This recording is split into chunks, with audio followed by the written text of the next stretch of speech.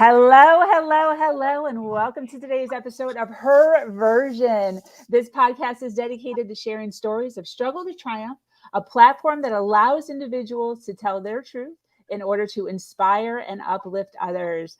I am your host, Sabrina Victoria. If you are new to this podcast, make sure you follow, like, subscribe, and share. Let's jump right in.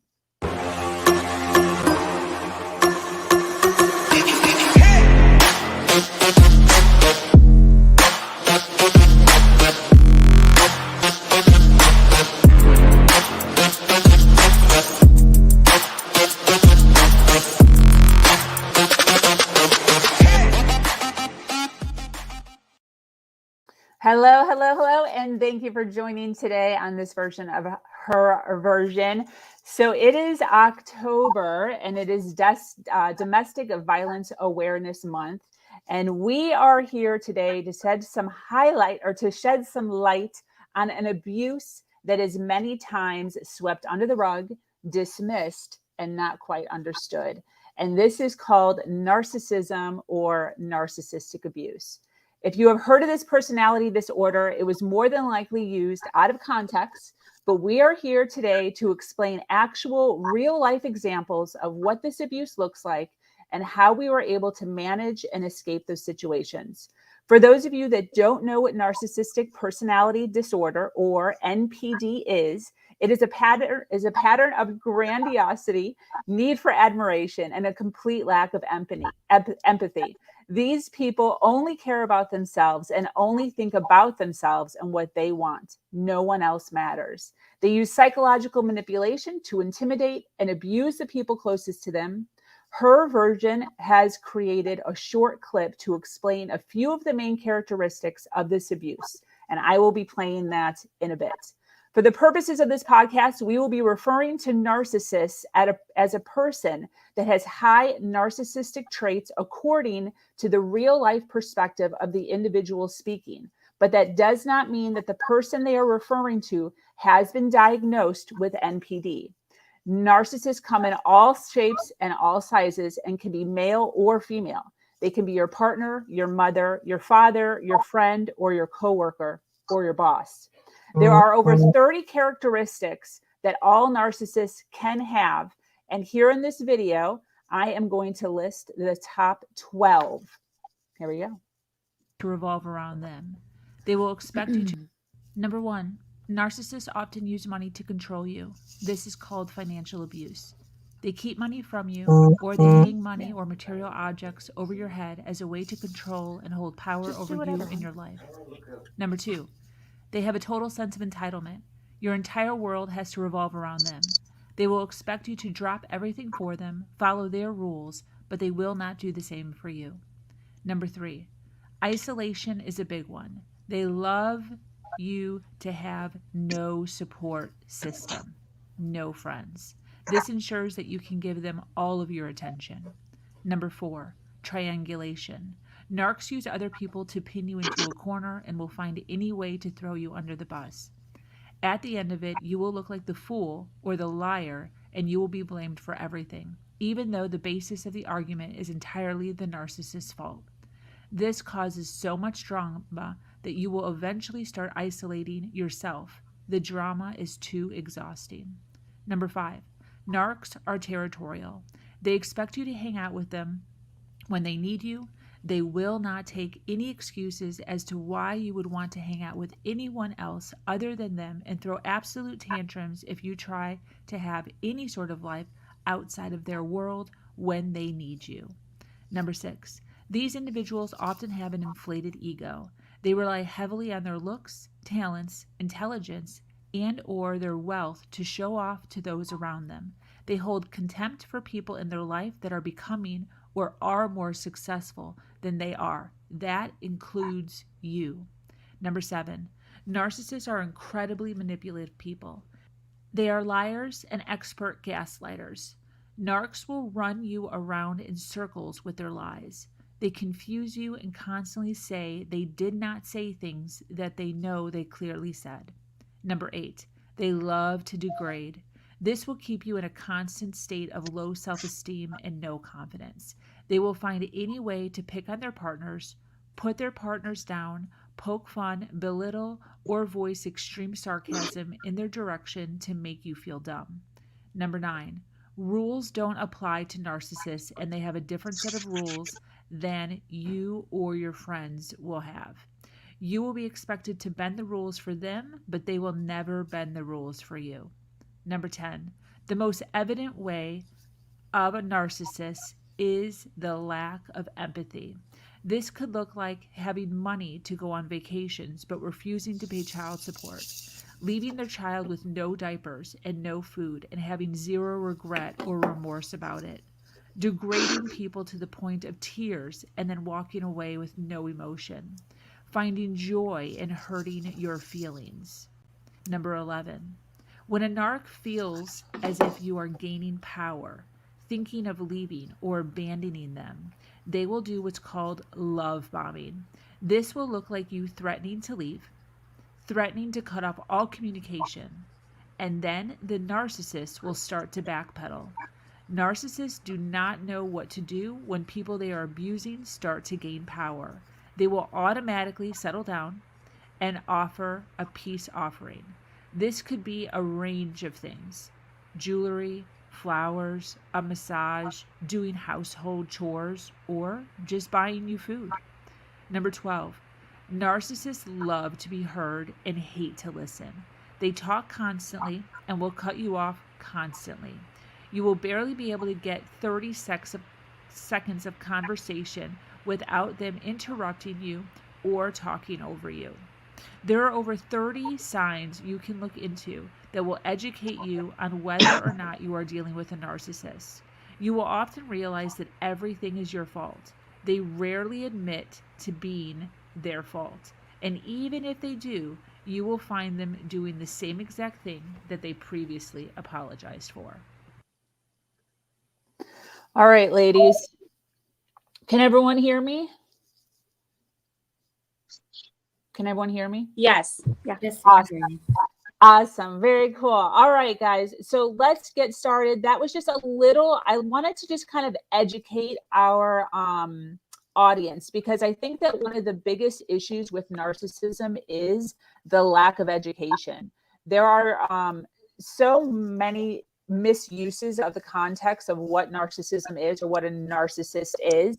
And I think that it was really important, before we actually like dig in and start storytelling and asking questions, for the audience who's listening from the beginning, they can actually get an overview of kind of what a narcissist actually looks like. The whole point of this is to bring light to what this is, because I believe that there are so many individuals that are intertangled in relationships like this and they don't even know. I was 8 years into my relationship, literally thinking that everything was my fault. Everything had to do with me. I was the blame for all of the things that were going wrong. And it wasn't until literally 8 years of living in that, when I finally did a Google search on my phone, when I was on the floor in the bath,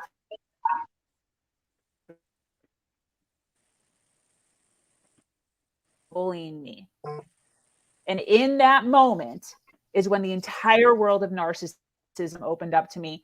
And I really, truly believe that there are so many people that are dealing with parents, co-workers, bosses, friends, and relationships, obviously, that are entangled with individuals like this.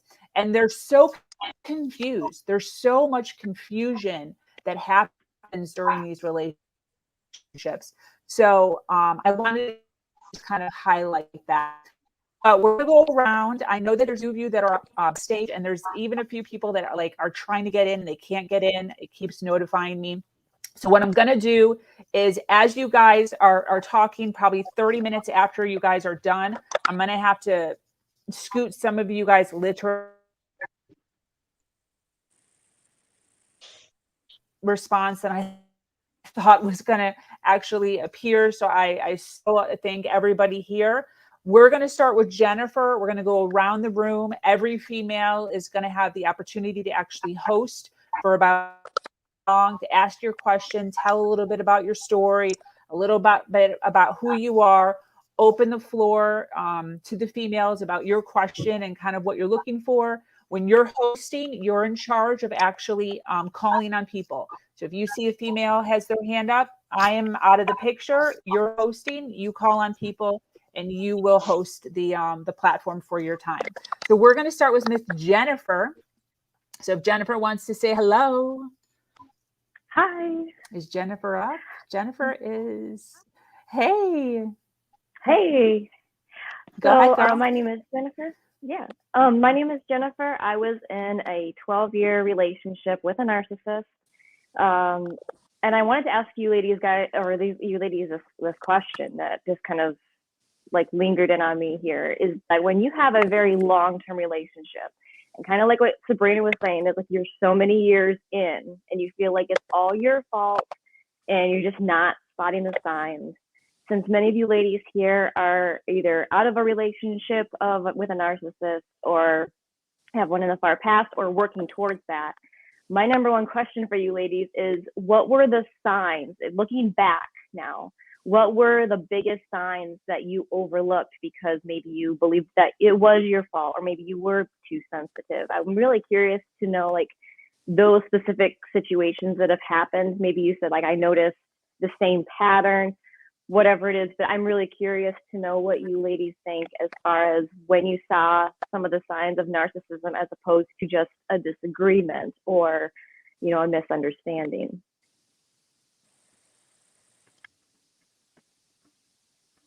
Michelle. So there was definitely a pattern. And I grew up in a whole narcissistic life, but with my ex-husband, it was when we first started dating, I didn't see the signs that he was doing it to other people that were close to him. And it didn't seem like it was focused on me, but I didn't see it. And then it seemed like once we got married, it progressively got worse. And all of a sudden it was all focused on me and not as much on the other people, if that makes sense. Mm-hmm. Tessa, did you raise your hand? Yeah, I think for me, one of the signs was what really made it like narcissist, as you said, in comparison to just an argument or maybe someone who is somewhat self-centered, which not necessarily is narcissist, of course.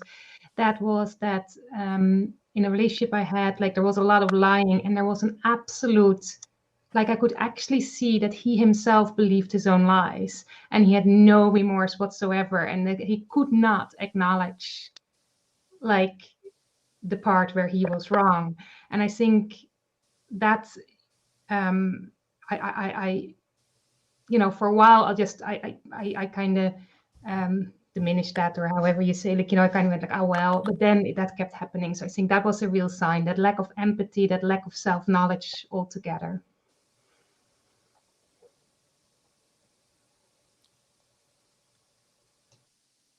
Is it Jothi? Yes, Jodie. Jothi. Yeah, similar to what all these ladies are saying, I think some of the first signs that I started seeing in this video talked about it as well is just over giving or using their money and showing off their wealth to others. And, you know, coming from a culture where men aren't that generous with their money, from an Indian culture, you know, they're very frugal and I guess practical in a way. I think when I met my partner, it was kind of like a fresh look. It's like, oh wow, he's very generous with his money. That's a great trait, right? He's not very, you know, he's not frugal and he's not trying to share like every little cost. But then I realized soon that it's like, oh, okay, that's his way of that's he thinks that's his value in life, is to, you know, kind of show off like how much money he has. And soon it became a problem where, you know, every dinner had to be paid for by me and him. It's like, okay, my friends have money, they're not homeless, you don't have to pay for every single thing to other people. And I think that also one of the other signs was also only making friends with other people that there's a benefit to being friends with them. So if it's just if they don't offer anything, or if they don't, if it's not a beneficiary for him, then it's like, oh well, we don't, oh, that person, I don't really like that person, or and I started seeing that trend in oh, hey, I met this new friend, and it's like, oh, what do they do? Oh, do they have any businesses? Things like that. So it's just some signs that I think moving forward, I would look for, in anyone really. That's a good point. Marie. Yeah, I should have noticed some signs, especially with his mother. She was definitely narcissistic. She gaslighted him all the time. I felt really bad for him. I thought I was like kind of saving him from her. And he ended up being just like her. So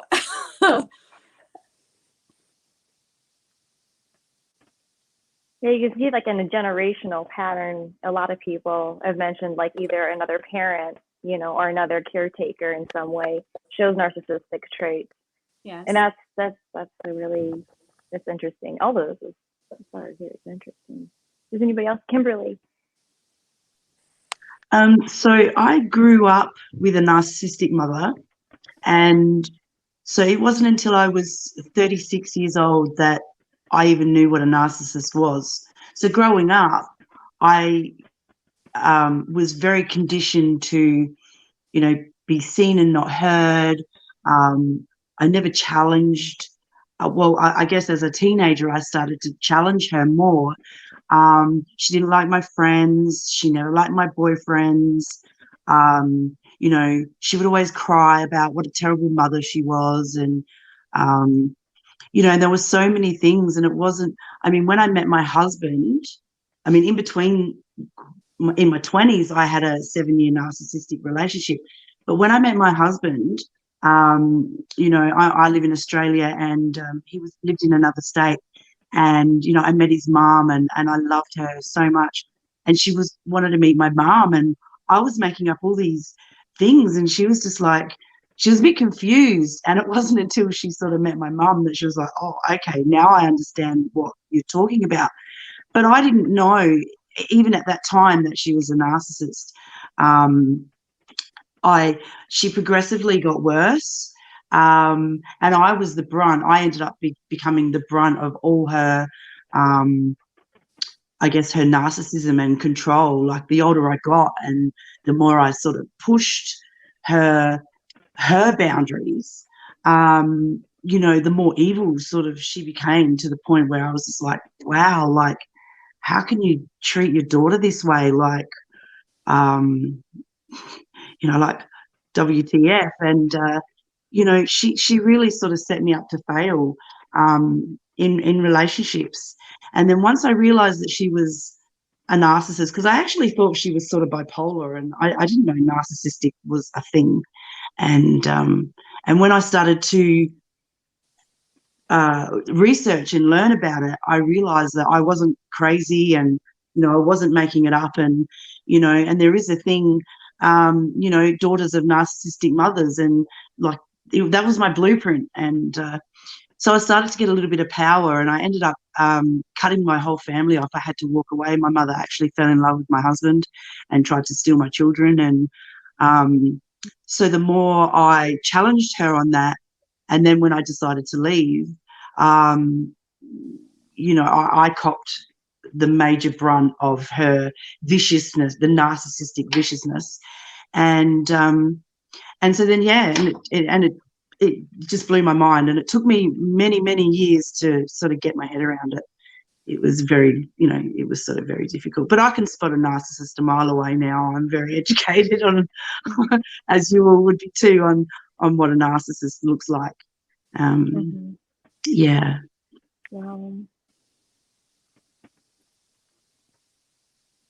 I can't see names anymore. Up right above me, Jodie. Hi, thank you. I guess there's a couple of things I wanted to say. I actually caught Kimberly's podcast, and is when I realized that a relationship I knew wasn't healthy was actually a narcissist behavior. So I think we should be gracious to ourselves that we don't always know. It's going to happen at different times.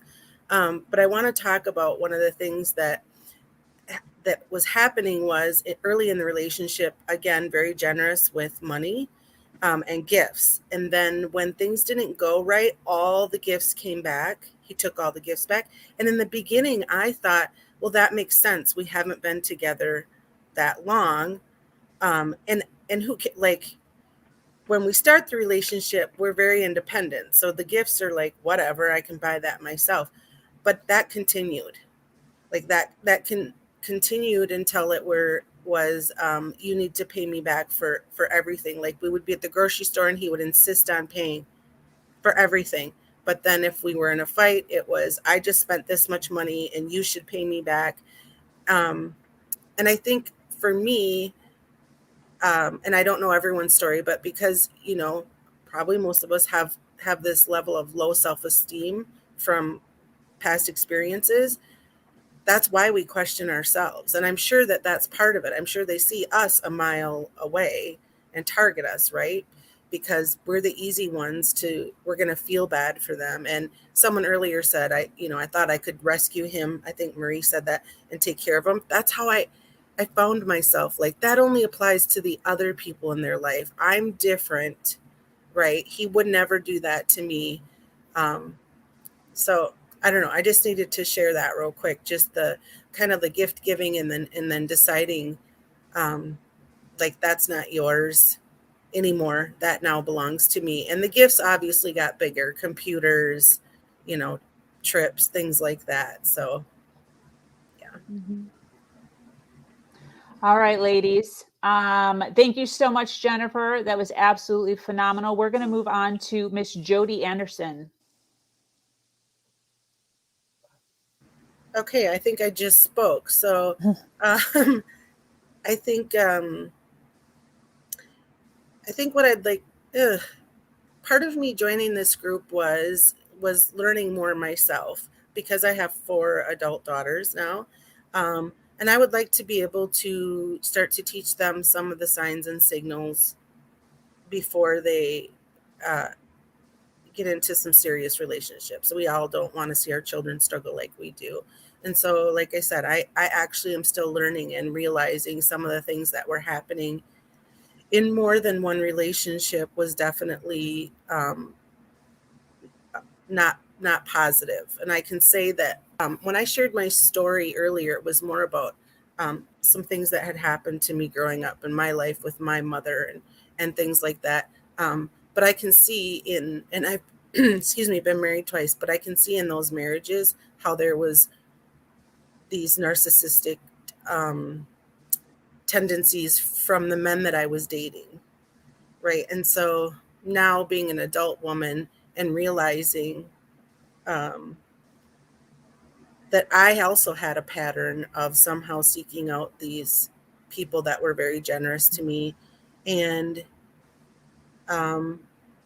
probably have passed some of those tendencies to my children, right? Like, I don't want my daughters seeking that out or seeing that. And unfortunately, they're brilliant, super smart, and they have not made the same mistakes that mom has made. But I also am a high school teacher and work with a lot of young girls. And so I'm learning more from all of you and what I can share with them also. So if I had a question, I guess my question would be, besides the bullet points of a narcissist, because we can find that I'm like, at one point was saying, am I a narcissist? Because I talk a lot and I like the stage, like with, but besides those bullet points, what are the things that you would share with someone that are definitely a red flag? So for me, this is what I tell the girls. The second that they start telling you that you're not okay in any way, right? And helping them to recognize, because they might not just come right out and say, you're fat, you're ugly, you didn't do that right. It sometimes starts out a lot more subtle than that. And I say, then we're done. right? Like, is the second you come under attack, you're done. But are there any other, maybe not so clear signs, bullet points, if you will, that you would share? I can't see names, but beautiful long blonde hair. Michelle. Thank you. The way they twist your words around and make you question everything about your life. They could tell you that the sky is purple and you know beyond a shadow of a doubt it's not. And yet you sit there and go, well, maybe I'm missing something. Maybe it is purple. And you literally lose yourself and your ability to make decisions because you don't know if you're right or wrong, or if you've lost your mind, if you're crazy, and you can't even have a conversation with that person. Everything that comes out of their mouth is a lie, and you start to believe them. They believe themselves so much that you are convinced that they're right. Yes. And you lose everything about having any self-esteem. They when they start to tell you, and they might not even come out and make those remarks that come right out and say, oh yeah, like you said, you're fat, or you're this, or you're that. But the way they play with your mind, they make you question if you're even a good person anymore. Michelle, I know I need to go to the next person, but I do want to make a comment on that because I'm a teacher. It's very important to me that my kids have a certain respect for me. And that actually did happen. We were in an elevator and I saw some young men that were probably my daughter's age, in their 20s, and was joking with them. And when they left, this person said to me, you were completely undressing them with your eyes. You make me sick. And I was humiliated because I thought, that's what kids are thinking of me. They think their teacher is coming on to them.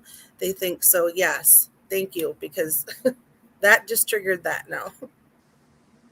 Yeah. Jennifer. I definitely believe that love wins in this whole situation. Self-love for yourself, as well as knowing what love actually is.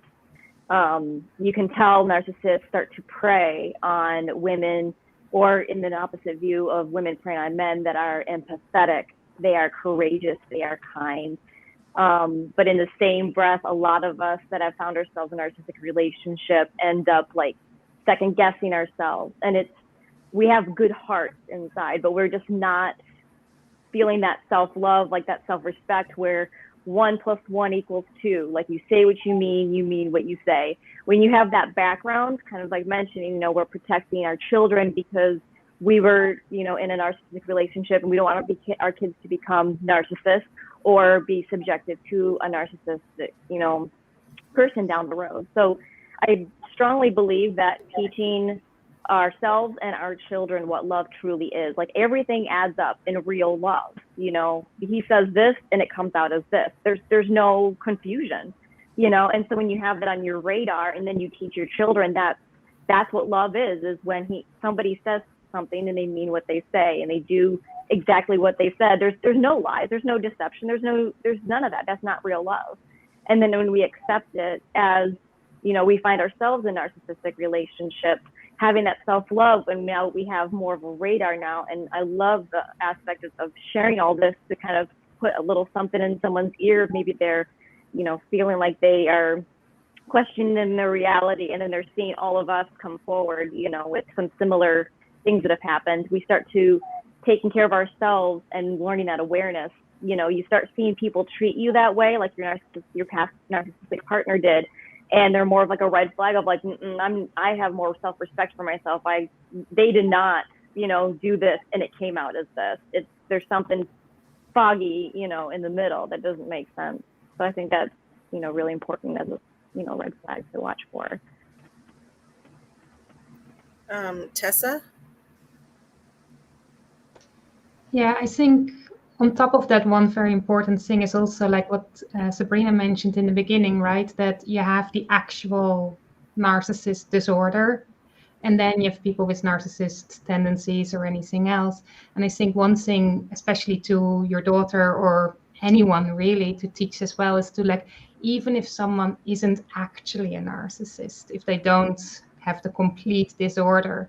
If you're in a relationship where someone is narcissist to the extent that you are suffering, that you're unhappy, that you feel not worthy, then it's not a good relationship. And maybe it is that that person could be a good partner to someone else. That doesn't say anything about you. If you look at how you feel in this relationship and take that with you in your decision, and don't wait till someone confirms that they actually are a narcissist or that they would be the same way with another partner. It doesn't matter. Even if they would be the best husband to someone else, if they treat you like that and you feel unhappy, then that's enough reason to stand up for yourself and say, hey, this is not okay.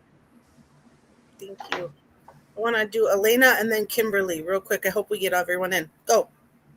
Yeah, this is such a good question. I would say for me, the biggest thing was there was no resolve to arguments. It would be like we would have an argument, but then it was never enough. Like whatever the quote unquote resolve was, you know, we were going to therapy, couples therapy. It never seemed to be like it was enough couples therapy. So everything was just really never enough. And I would also say that there was a pattern of increasing abuse. That was also a huge red flag. Just noticing, even if there's some things that looks like that it's getting better, there's always something underlying that there was a pattern of increasing abuse. That would be my 2 cents. Kimberly? You're on mute, sweet pea. So as you would have heard when I had my podcast with Sabrina, my biggest thing with my 3 daughters is boundaries, and it's so important. And I think that's where our worth comes from, is in our boundaries. But it's, you know, I was boundaryless, and so I found it really hard to, you know, speak up, and I became such a people pleaser. And, you know, even halfway through my marriage with my husband, we've been together 20 years, I started to speak up more. And then we would argue because he was like, hang on a minute, like you were just like nice and submissive, and now you're like a little bit mouthy. And so when I would stand up for myself, it was, I would start to question whether or not perhaps he was a little bit narcissistic. But it's not that. It's just that I allowed our relationship, I allowed myself to continue people pleasing and keeping the peace, and you know, and then when I would speak up, you know, it would be attitude, and I'd say, well, you know, my opinion is not an attitude, it's my opinion. And you know, like I said, I've got 3 young daughters, and boundaries are everything to me.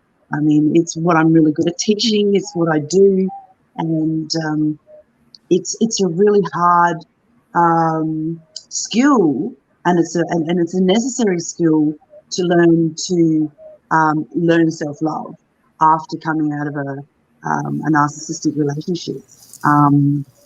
But then you don't know what your boundaries are, so you have to learn this whole skill set of what your boundaries are and when they're crossed and how you do it and what to do. And that's a really big part of finding your self-worth and believing in yourself first, and sticking up for yourself. Absolutely. I love that, Kimberly. All right, guys. Thank you so much, Jodie. That was absolutely phenomenal. Great questions and great interactions. I'm going to invite Miss Jothi. Hi, everyone. Sorry, my can everyone hear me okay?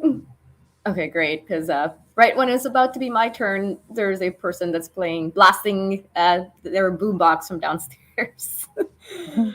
So we will just try to ignore that.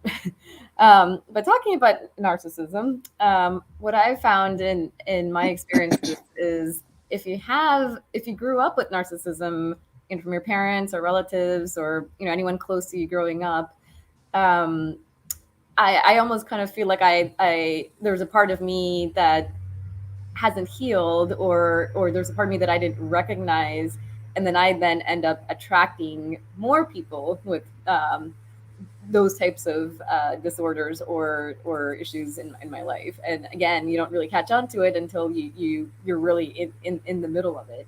But then, you know, hindsight is always 20/20. So now when I look back, I'm like, well, that should have been pretty obvious when it happened. But then I think when we were talking about love before, when they say love trumps all, in essence, because you have those love rose-colored glasses on, you tend to kind of, or at least I tended to just like, oh, well, that's okay. I mean, he didn't really mean that. And, that's just how he shows his love. And, it's all good.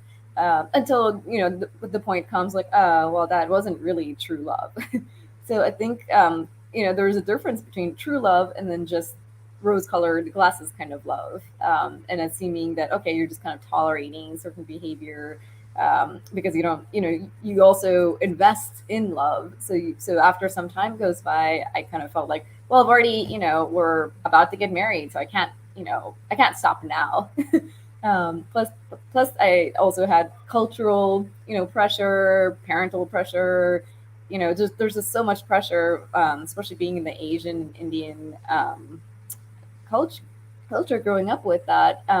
It's like, okay, you're in your 20s, you graduated college and you're not married yet. There must be something wrong with you. You should go get yourself checked. How come no one has chosen you yet? And like, wait, hold on a second. I have a choice in this matter as well. And the person you attract, I almost feel like, you're kind of attracting the person that fits very well with who you grew up with. May not be really what you need. So my question to you ladies is, do you feel at some point in your journey so far that there was a part of you that attracted someone with NPD or narcissistic tendencies to you? And if so, how did you come to that realization and what did you do after that?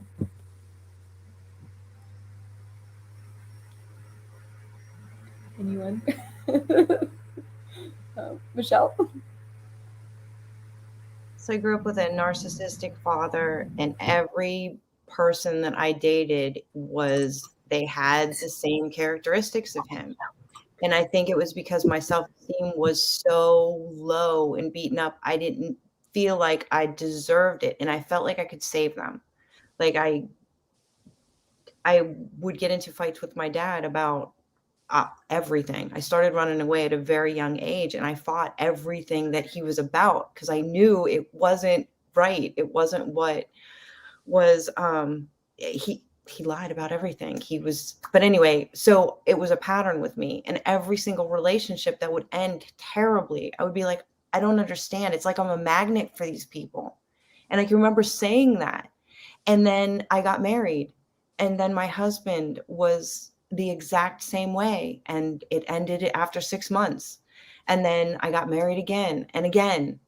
That my second marriage, same thing, but that marriage lasted 15 years because we ended up having children, and it was horrific. And it was like I couldn't break that cycle. And the more I was in it, at my second marriage, I was married to a narcissist. My dad was a narcissist. I worked for my dad. So I was smothered, and I got to be at the lowest that I could have ever possibly been before I tried to come out of it.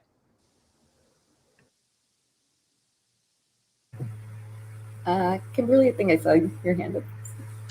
I relate so much to Michelle, but I came to the conclusion that it was very conditional.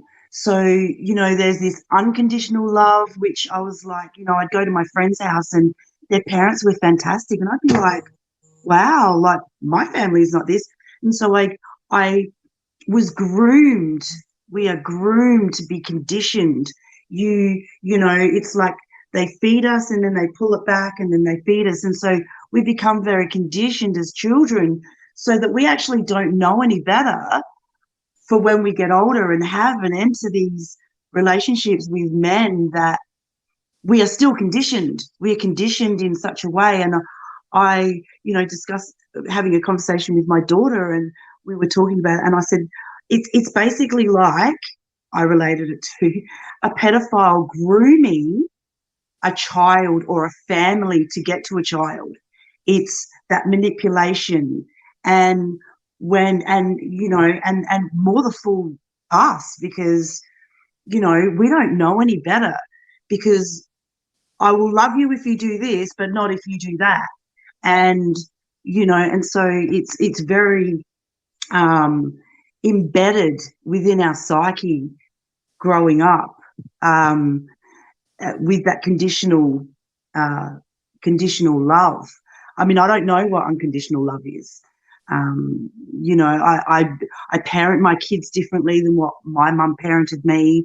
I've allowed my kids to be there. You know, I've got twin daughters, and I've got an older son and a 17-year-old daughter, and I allow them to be who they are within their personality. And I was never allowed to do that.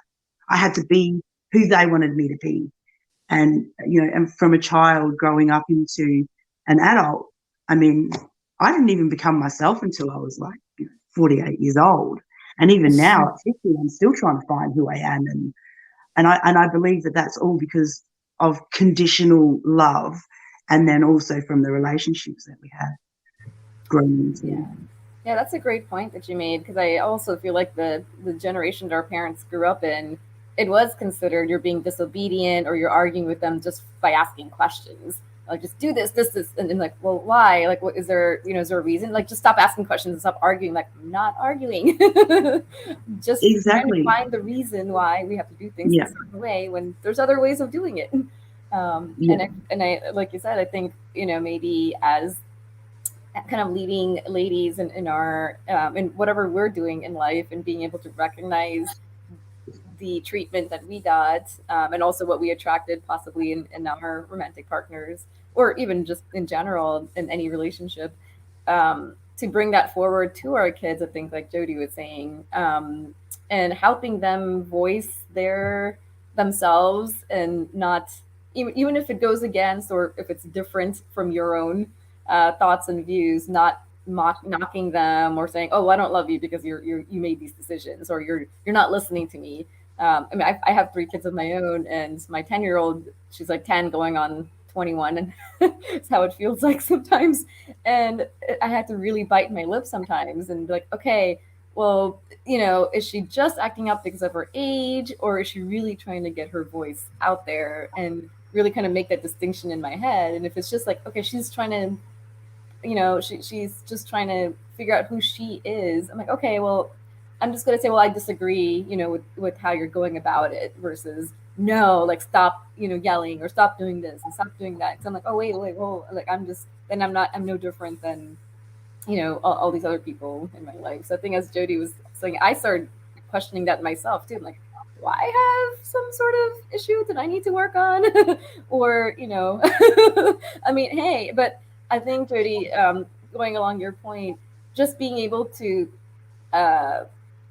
you know, even look into that is I think much more than what all these other people that we've attracted in our lives would ever do. Like, they would never accept that there's a problem with them. So I think it's a great step even to look within ourselves and say, okay, well, maybe we do have certain traits, but okay, what do we need to do about that? And do I need help? Do I need counseling? Do I need therapy? Or is it something more internal? Like, is there a part of me that I haven't healed and have more self-love and self-worth for myself, so I stop attracting, you know, other people into my life with the same kinds of issues? I saw somebody else's hand up earlier. Oh, Tessa. Yeah, I think, like, for me, what was really a revelation as well was the idea that it felt like I was attracting that kind of people or that kind of person. And yet then I think I realized, and I think many of us said that, right, that when you're not really feeling good enough, when you're feeling not worthy or all these other things, then you're in a certain state or a certain space. And I realized that, like, I was picking them too, right? And that felt really tough to acknowledge that, because it kind of, you know, but it also was really empowering when I realized, because then it became like, hey, I do have a choice. Like, I've never ever to start that relationship. I was never forced into any of these relationships, right? And it did feel like that because I didn't know what else to do. But once I realized that it was, as somebody mentioned, is that like that cycle you're in. So then the only way out was I had to work to change me. And then those people are still around. I'm pretty sure that if I would go out and meet people, the same amount of those people are out there. But for some reason I would never get so far anymore as to really get into a relationship with them. And I think that is more about me, that I've changed, than the other way around, if that makes sense. So I think, not to say that, and I think that's very important for people who feel like that, it's not their fault. It's not your fault if you do end up in a relationship like that. You're not consciously picking them out thinking like, hey, I enjoy this. So that's important to realize. But I do think the only way to get out of it, to get out of that cycle, is to do realize that you're the only one who can change that cycle. No one else can. So if you don't do anything to change it, then there's a good chance you end up in relationship after relationship like that. Have any of you noticed, when you start to change, if you're still involved with the other person, kind of like what the video says, that energy starts changing, and then they start not knowing what to do about it, and either they'll try harder or they'll, kind of retreat and try to make peace, but they're not really trying to make peace. They just kind of don't know how to handle the situation. I see Sabrina's back though, so maybe my time's up.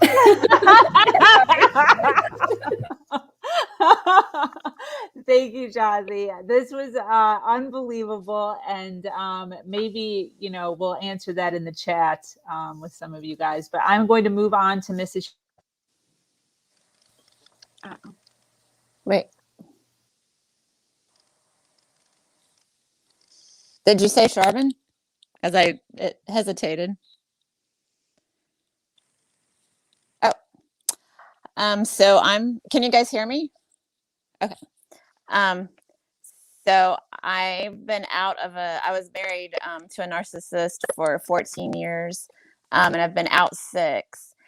And one of the huge things, like, I relate to everything that you guys have been saying as far as coming to a realization of like what I can make changes within myself, and like making those changes.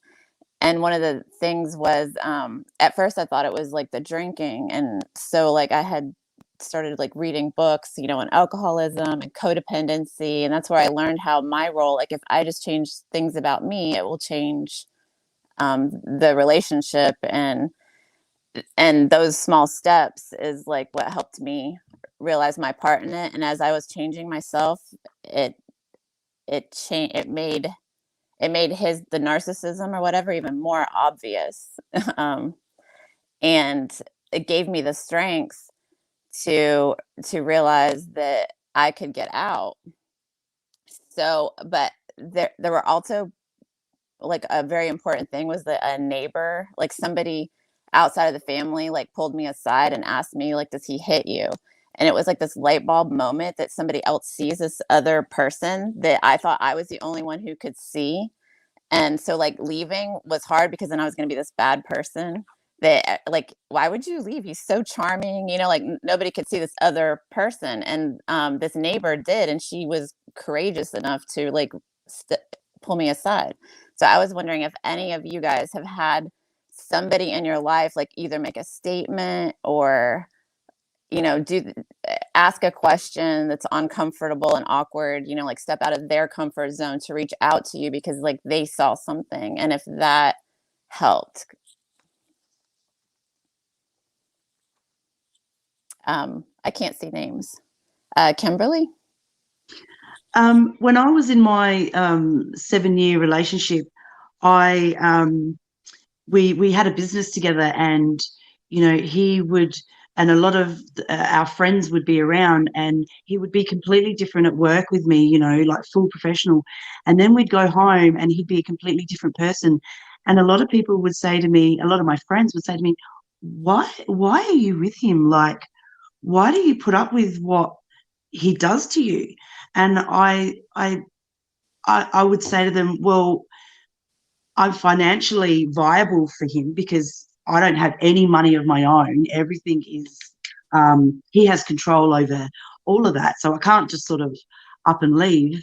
But eventually I did. I mean, I signed our house over to him, and I walked out with my dog, my trailer, and my clothes, and that was it.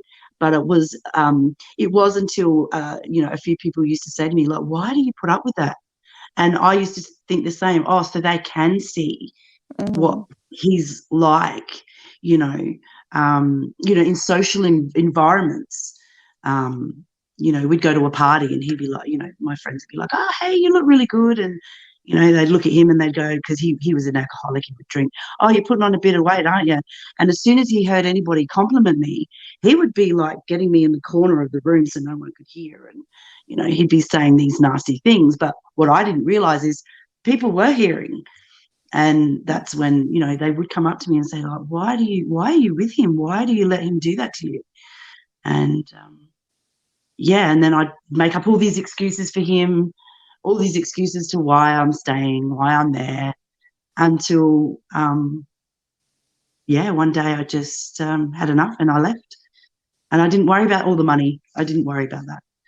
Yeah. I thought it meant that I should to start off with, but in the end it was no.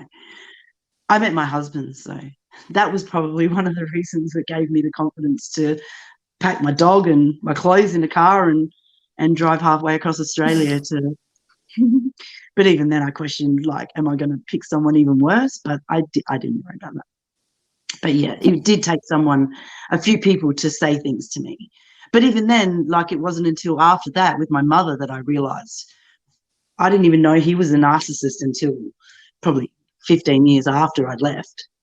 I was like, oh, he was one of them. He was one of them. Yep, I get it.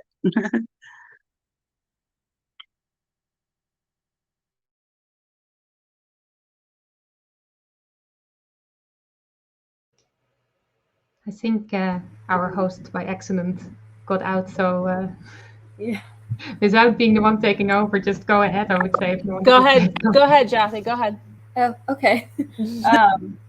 I was going to say sometimes friends and family don't say anything to you unless they know that you are also suffering, or you're trying to figure things out, or things aren't going in the right direction if you are married or in a relationship, because they almost feel like it's not really their place, or they don't want to kind of get in the middle and cause something to happen and have that guilt afterwards. And the reason I say that is now, when I ask my friends now, they're like, oh yeah, we saw these tendencies, in him, and we're just kind of wondering, like, hey, you're a strong, independent woman, like, why is she allowing that to happen? But maybe they have a great relationship at home. It's not our place to say anything. So I would just, urge women, if they're in any sort of relationship, doesn't have to be romantic, just to kind of feel free to talk to a trusted friend, who's not going to just go and air out dirty laundry to the whole world. Because sometimes I think it helps to have that perspective from another person. Is this normal, or is there something that I'm doing, or why is this person acting this way, or this is what happens usually, and then get that other perspective, like, no, that's not normal, and you should probably do something about it, whether it's to seek help or whether it's to get out. So because sometimes I just feel like people don't, even if they notice it, they might not say anything unless they feel comfortable that you're going to be open to their feedback.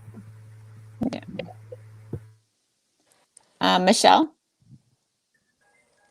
So in the beginning, like, he was really good around people, and then all of a sudden things would start to change and his colors would show through at certain times, and I would make excuses, or I would try to make excuses before we even went somewhere to explain him, right? And then after that, I would just isolate myself. So it got to the point where if somebody said something, like, I just didn't go with my friends anywhere. We didn't do anything unless we were with his friends. We didn't do anything because I didn't want to be in that situation. I didn't want to have to explain to people about his actions. Right. I isolated myself a lot. I think it was my sister tried to surprise me with the 40th birthday party, and like, it was his family, his friends only. She couldn't find anybody because I had moved to his area, so we were up here a few years, and where he's from. And I had realized in that moment when I walked into the room and I was like, I have no friends. I've completely on purpose closed myself off. And that was like, it was a light bulb moment as well. Like, I'm not going to give him any more decades of my life. Any more? Anyone else? Tessa? Yeah, I think I've had both experiences, like one where other people did see self stuff, but also where like someone like you mentioned as well, like that they're completely different when you're alone compared to when there's other people around, being very charming and very actually very social and very, very nice, really, right? And that, like, I think that one I found the hardest, because then, you do wonder, like, is it me? Because if they're nice to everyone else, then surely it must be me. If they're not nice to me, then I must be doing something, because, right, like, I'm the different factor in all this.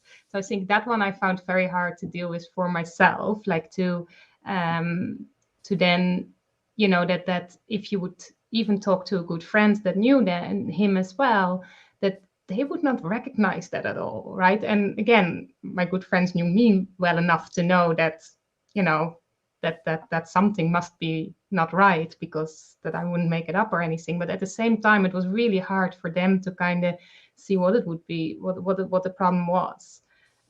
The other side was, though, that I think for me, like, even other people knowing and actually saying that something was wrong. I remember the one relationship where I really struggled, that it was actually helpful that people didn't try to convince me to leave, but that they just listened to what I was experiencing. Because for some reason, I of course knew as well that this wasn't right, but for some reason I couldn't leave or felt I couldn't. So them just convincing me made it worse, because then I felt, I already know that that's what should happen, but I don't know how to. So I remember one person saying to me, look, whatever's happening, you can always talk to me, just don't let it go too far. Don't get really hurt. And I thought that was so helpful for me, because it gave me the space to deal with it until I felt strong enough to leave. And I really needed that. Although in hindsight, you know, I think, I mean, they could have easily just said, like, as you say, like, why do you stay? But I didn't know I was staying. So actually someone just acknowledging that was so helpful. Yeah. Thank you, Miss Sharman. Absolutely fantastic. I'm looking for Miss Kimberly. So I'm going to just bring up one of my best friends who's actually in a narcissistic marriage up to this day, to the point where her husband actually really, really dislikes me. We're not allowed to talk. I'm not allowed to go around and see her. And it got to a point one day where I did go and see her, and he nearly assaulted me. And it was because he knew that I knew that he was who he was. And he used to say to her, like, I tried to get her out of that relationship, and she came and lived with me for a little while, and he would say to her, you don't need anybody but me. You don't need anybody to make you happy but me. You only need me. Why do you need friends? Why do you, look at what you're doing to your children and things like this. And, now our relationship is purely by text every now and then and every so often. And sometimes I don't hear from her for ages, and I panic, because I think, I hope she's okay. But I accept that she's in that relationship because, she suffers, mental illness and bipolar, and he uses that against her. And he'll be, when they've had situations, he'll be like, she's just crazy. She gets admitted into hospital in the mental health. So, she's just having a meltdown right now and whatever, when really he's absolutely abused her and physically abused her. And, and the police have rocked up, and then he's just changed into this person, very much like Gabby and Brian, in the way that he was laughing with the cops and saying, oh, Gabby's just having like this, she's very emotional and whatever. And that was a real trigger for me because, when I see someone do that, I notice. But I've never pressured her into leaving because it's her choice. But I know that she's so fragile emotionally that there's no way that, she will ever get out of that marriage. And that, breaks my heart, because I've learned and I'm knowledgeable. And, so my question is have you had anyone that's close to you been in a relationship that you're very familiar with, that you can see, and that you can't help, and the partner has alienated you, because they know that like he knows that I know that he's not a very nice person. So that would be my question. Marie. Yeah, I have a friend that lives down the road from me, and every once in a while she'll call me, like when he's out of town or whatever, and just show up for like a few hours or something, just to come back to reality that, it's not all her fault. And he definitely hates me, and he talks about me a lot negatively, and like threatens me on occasion. So yeah, it's a very difficult situation to be in, and I feel really bad for her, but I mean, it still has to be her choice. I can't come in there and like save her. Yeah. Can't come in there and do it for her. It has to be something that she has to do for herself. Yeah. See, I bump into my friend, like we live in the same neighborhood, and I'll bump into her very rarely at the shops. And as soon as she sees me, she's literally like this, because she's so panicky that someone's going to see her talking to me and tell him that she was talking to me. And I get nervous. I get, my anxiety starts kicking in, because I feel like, oh my God, like if he does find out, she's going to go home and he's going to hurt her. And, so I try not to initiate too much with her, but it saddens me that, he had the amount of control that he has. And this is what people don't realize, because people will say, oh, why don't you just leave? Well, she can't leave. He has that much control over everything that she does. He's an interstate truck driver, and I'll say to her, like, oh, just when you can pop in, but she can't, because he will take the battery out of her car when he goes to work, so she can't go anywhere. And and then if her son finds out that she can't just go, oh, I'm quickly going to Kimberly's for a bit and pop in and see me while he's gone, because in case one of her sons tells him. And so she's very restrictive in that way.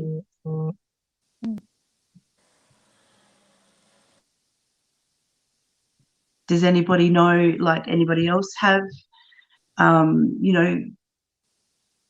friends that you've maybe initiated a conversation with because you've noticed? Erika? So I kind of took it to an extreme, and I wrote a book. So I literally had people go, yeah, you can't be friends. Like, I noticed that people in my community that used to have regular conversations with me, even like out and about when my kids are playing sports. And obviously at this point in time, I can realize things that have been going on in their relationships. And I have noticed a direct and intentional avoidance. We're not going to sit near her on the bleachers. But the other thing that I did notice, though, was the opposite of that as well. Whereas because I am somebody who speaks up, because I will have the conversation with you, because I will get raw and dirty and let you just blurt it out, I've had more people actually come and say, can I just talk to you about the situation I'm going through? How do I handle this? Or did you experience this? And so as much as it was hurtful and hard to confront some people in my life, intentionally, that not only had they abused me, but they're abusing the people in their lives. It was a great thing because now I am the person that they're like, oh, you need to go talk to Erika. Or I have a woman who lives behind me, and she is just like what Marie said. She will reach out when she has the freedom to do it. And then times where things are fine, she doesn't. And I understand that. Or times like now where her partner is really, really sick. And so all the love is pouring out and you think it's a healthy relationship. But 2 months from now, she's going to send me a Facebook request going, I don't understand why I don't leave. Why am I still here? And, we're going to go through that cycle again because it takes over 3 times before somebody actually really leaves. Right. So I think as much as it does cause a little bit of strife or tension within ourselves or somebody else, the fact that they know you are a person that's going to stand up and say something is more powerful than any of the other things. So as much as sometimes we were like, oh, maybe I shouldn't say anything. And I think it was Tessa that said that we're trained, really. We don't talk about sex, relationships, and money. Like, you're not supposed to mention those, which if we did, we'd eliminate a lot of problems if we were doing that. But we're trained not to. You don't get in the middle of somebody else's relationship. What happens behind closed doors stays behind closed doors.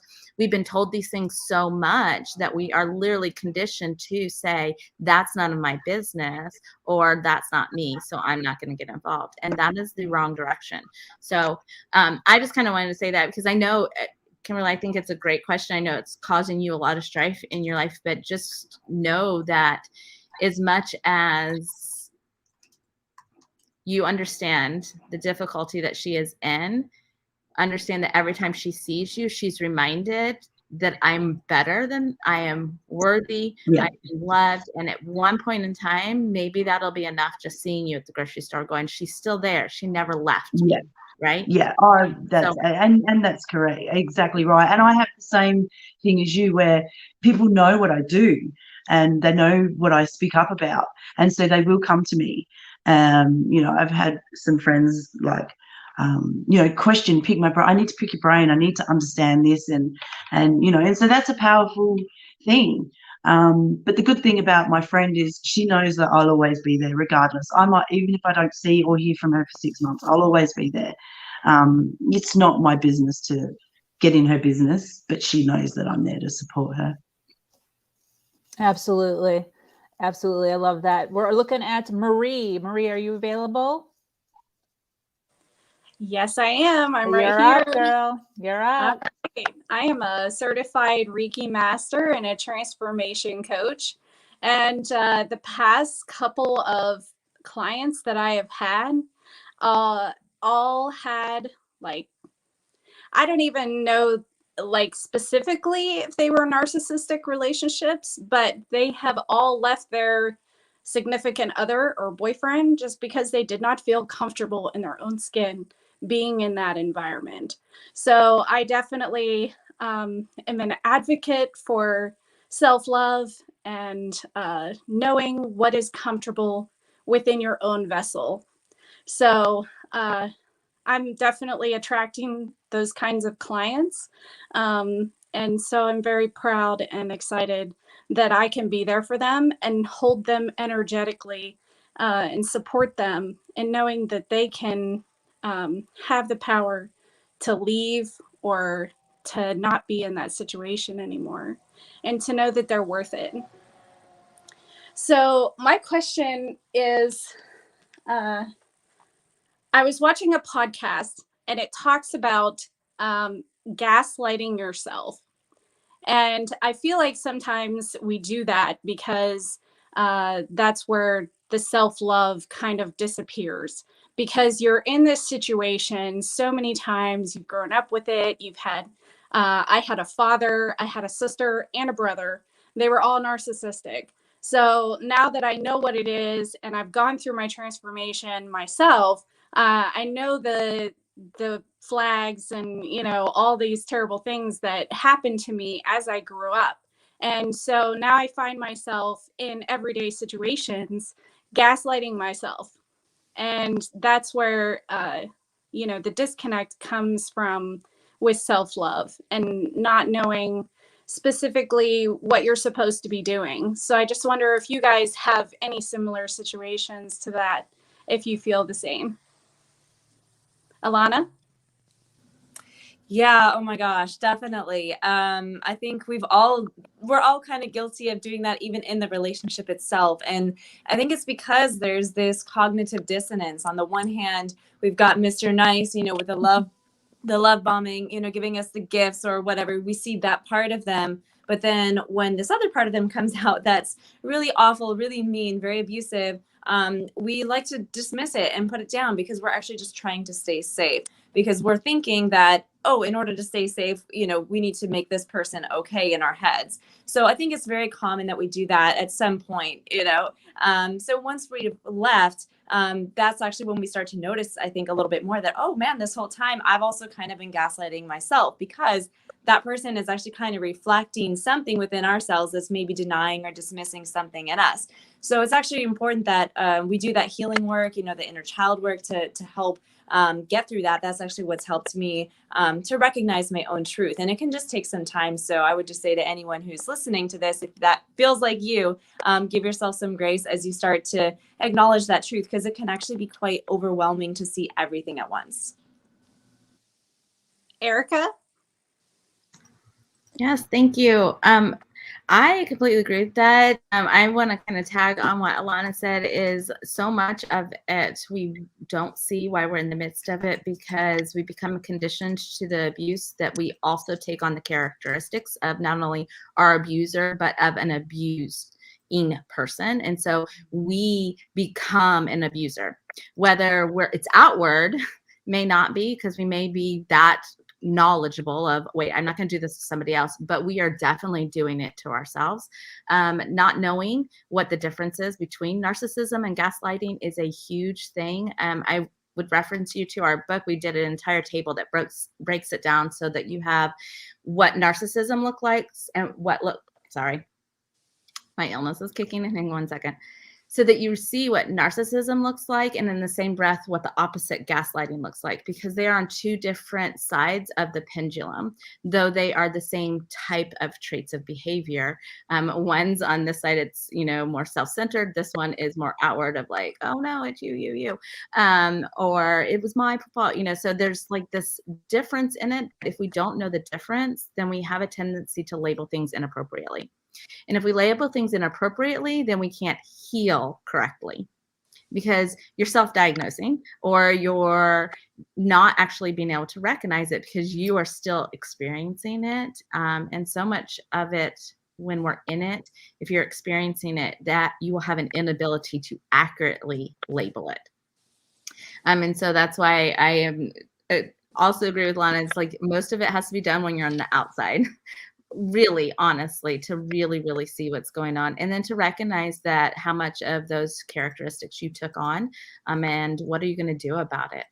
I know that I recognized in myself, I became him, and towards my children, towards other people, and so much so I had to make solid vows of, I will never tell a lie again. Because just even telling 8 inches of a lie put me in that mindset of just accepting that whatever was told to me was the truth. And, I need to tell a lie to like make this work. And, because it forces you.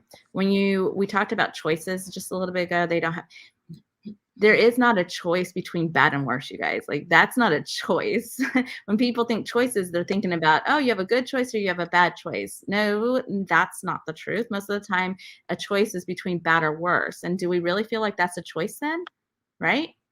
And so, and a lot of that ties into the gaslighting, because we don't feel like we have that voice, that choice of making a decision here and there, or if I choose this, is it actually right or wrong? Or because he's told me for so long, or she's told me for so long that when I say that I'm wrong, but am I really wrong? And so it becomes this crazy confusion.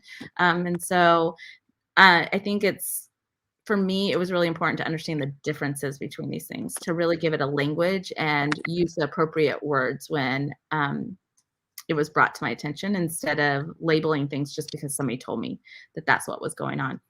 To really have a deep understanding of what those things were. We have to be our own doctor sometimes, right?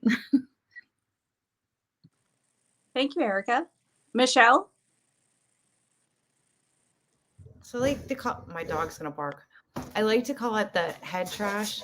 It's the stuff that we've been told for so long over and over again that just keeps beating us down. So even when we break free of that, we have it in our heads that we're not worth it. We don't deserve it, that we're not the right body shape, or we're too ugly, or we'll never be lovable. I had people tell me my whole life that I wasn't lovable, that I'd never find someone who would love me because I had too many issues, or I was this, or I was that, or I was too fat, or I was too thin. It didn't matter what I was never good enough. So all of that head trash gets put in your mind for all those years. And it takes time, and it takes healing, and it takes you believing in yourself and knowing that you deserve better. You deserve to have a good life. You deserve to have love. And you are perfect the way you are. And so you have to get rid of all that head trash and all of those things that people told you your whole life, or when you were in that relationship, and break free of it, because we all deserve better. We all deserve to be loved. We are all beautiful people. And all of that bullshit that we've been fed our whole lives is just that.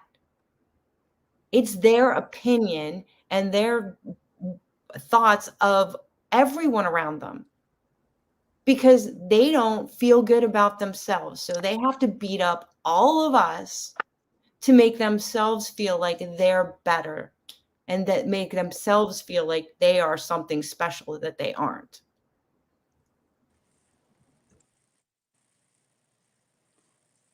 Anyone else? Oh, Erika, want to go again? I'm sorry. So we just had somebody comment and say, I've been watching since the beginning. I've been thinking I'm in an abusive relationship, but he does not hit me. This is really making me think maybe my partner does so much of this. Thank you so much for all this content. I want to pause for just a second, because the definition of abuse is not physical. There are so many types. There's actually 6 forms of abuse. We have all experienced them as women. We start off in economic abuse and psychological abuse from the moment that we are born into this world. And so we cannot be waiting for the physical signs. We cannot be waiting for the bloody or the black eye, because we can't say, but that's not me, because I'm not hit, or because I don't look like the woman in SVU or on the news. We have to stop saying this. We are all experiencing abusive relationships as citizens of this country in the pandemic. We are in isolation. We have self-isolated. We have been doing all these things. So please start recognizing the behaviors in your relationships and stop waiting for a physical violence to call something abusive. Thank you. Absolutely, Erika. I totally agree with that. Michelle? I just want to piggyback on that. When I was in that relationship, like, I wished he would have hit me instead of what he did to me, because the bruises would have healed a lot faster than what was in my mind. I said the same thing. I actually told him, I said, this would be so much easier if you would just hit me. Yeah. I would ask for it. Please just hit me, because that will get through. But the days and days of punishments, I would rather be hit than to deal with what's coming. It's funny that as women, we actually will ask for that. Please just physically do something to me so that I don't have to. I would rather take on that. I would rather go through the pain of childbirth. I'd rather go through the pain of something, the physical pain of something, than the rest of the things that are going to happen. Right? We do it a lot. Alana? Oh, I was having trouble unmiking. Yeah, I think we really don't learn what emotional abuse really is. What are emotional boundaries? Because if you don't know what emotional boundaries are, how do you know what abuse is? Because they have to cross your boundaries. So I think, for me, I was in an abusive relationship, and I didn't leave until it got physical. I was in it for 3 years. He didn't get physical until those 3 years, but it didn't just happen overnight. There was emotional abuse absolutely leading up to that. And a lot of times we're like the frog in boiling water. If you put a frog in lukewarm water and then you turn up the temperature slowly, it's going to be a little bit harder to recognize that all of a sudden you're dying. Whereas if the water is boiling and you throw the frog in hot boiling water, it's going to jump right out. So that's part of it too. So just recognizing some of those subtle signs, I think is actually so important to make sure that you do actually get out before it does get physical, because you also don't want to be in physical danger as well. But to be honest, the emotional abuse, I think, had more of a toll on my physical body, just, you know, in terms of health. You know, I was dealing with lupus symptoms and all kinds of stuff. And, you know, thankfully I'm not today. But, you know, it's so important. The emotional abuse, we need to talk about that part more. Sabrina. 100%. Can everyone hear me? Yes. I'm having some serious technical difficulties over here. That was absolutely great. Thank you so much, Marie, for taking the floor there. I am looking for Miss Tessa. Is Tessa available? Yes, here I am. Right. So actually kind of following up from what Marie a little bit was saying as well, like now I'm a coach and healer, and I have a background in social science and in international relations and conflict studies. I studied NLP, I studied mediation, and a whole lot of other things. And I've worked a lot with people who have experienced really deep trauma, both in organizations I worked for, Alzheimer's Society, children from asylum seeker background, and a whole lot of other things. And then a relationship like this happened, and there was a really big shame as well of like kind of going, well, this can't happen to me because I know all this. So I think there was really something around to deal with the relationship was really around that I felt, well, I actually already, since I was in my 20s, I've studied all this, I've worked with this, I've worked with people, I'm supporting people who are suffering this, they come to me for support now that I'm coaching and being a healer, and yet this is happening to me. So either I'm fraud as a professional, or I'm just a terrible person and this is just my fault because surely it can't otherwise happen to me. And I think that's with all these study. But even if you haven't, and if you don't have that specific knowledge around abuse and trauma and all that as a profession, even then there's always an element of I should have known this, right? I should have seen this. I know this is wrong. So if I'm staying, it must mean it's my fault, right? And the other part for me was very much like I did a lot of self-development courses and books and everything else, and all it, like there's so much talk always around you're the creator of your own life, you have the power to be happy, it's your choice, you're responsible. And to me that really actually made me feel even worse, because then I was like, well, I'm absolutely miserable, I don't know how to get out, I should know. And now these books are actually telling me, well, that, like, you know, I could be happy if I only wanted to. And I'm like, well, surely I want to be happy. So what's wrong? Why is this happening? And I think for me, in my practice now, like I've actually established a movement called Embrace. And one of the things we do in our groups is around this, of really being with accepting yourself as you are in this moment and accepting what is in the moment. And then from that space, see, hey, I always have a choice about my next step, but that choice is still dependent on my capacity. So if I still feel so bad about myself that I don't feel good enough, then I can't take that step. So my responsibility is to do something, but I also need to accept if I can't do it or not by myself, and then see, okay, what do I need to find the strength to get out of this? And I think for me, that really helped. That it still took me, I think, another 6 months to a year before I actually left that relationship. And what I mentioned earlier, someone actually allowing me the space to just talk to them, not making me wrong for not leaving yet, not saying, hey, you know, this is wrong, but just talk until I felt I was strong enough to leave. I think Kimberly, you mentioned it like around, oh, I can't leave because of the money. And then at some point when you were ready, the money didn't matter. And I think that's for all these things, you know, anyone we know who can't leave, of course they can leave if they really want it, but it's not their fault for not being able to and still being in that space. So I think my question really is like, for you, how did you deal with, or what helped you to actually go to that space that you didn't have to, that you could accept that, yes, it is your choice what you do, but also how did you then find the strength? Like what helped you to find the strength to either take that step yourself by yourself, or to get the right support, or to find like what helped you to get to that space where the can't turned into I can do this. I actually have a choice here, without making you feel bad about yourself when you weren't ready for it yet. So basically taking ownership and responsibility without making it your blame or your fault. I think Jothi was first. I think for me, it was just getting over my own fears, and I really had to break down what are my fears. And part of my fears was, well, I've been in the marriage, we have 3 kids, and maybe it's not the right thing to do. So I tried for a long time just to keep everything together, even though I know I probably would never really be truly happy staying anyway. But long story short, I think I really had to face my fears with facts. I'm like, okay, what is my fear? And like literally write down every single fear. And what's the true fear? Because most of the time we start at the superficial level. Well, maybe I can't get another house, or something. And then like, well, that's not really a true fear. It's mostly break it down 5 or 7 layers below that. Well, what's actually my fear? Oh, maybe it's because I feel like I need a male figure to feel safe in a new house, and secure, or just a manly figure.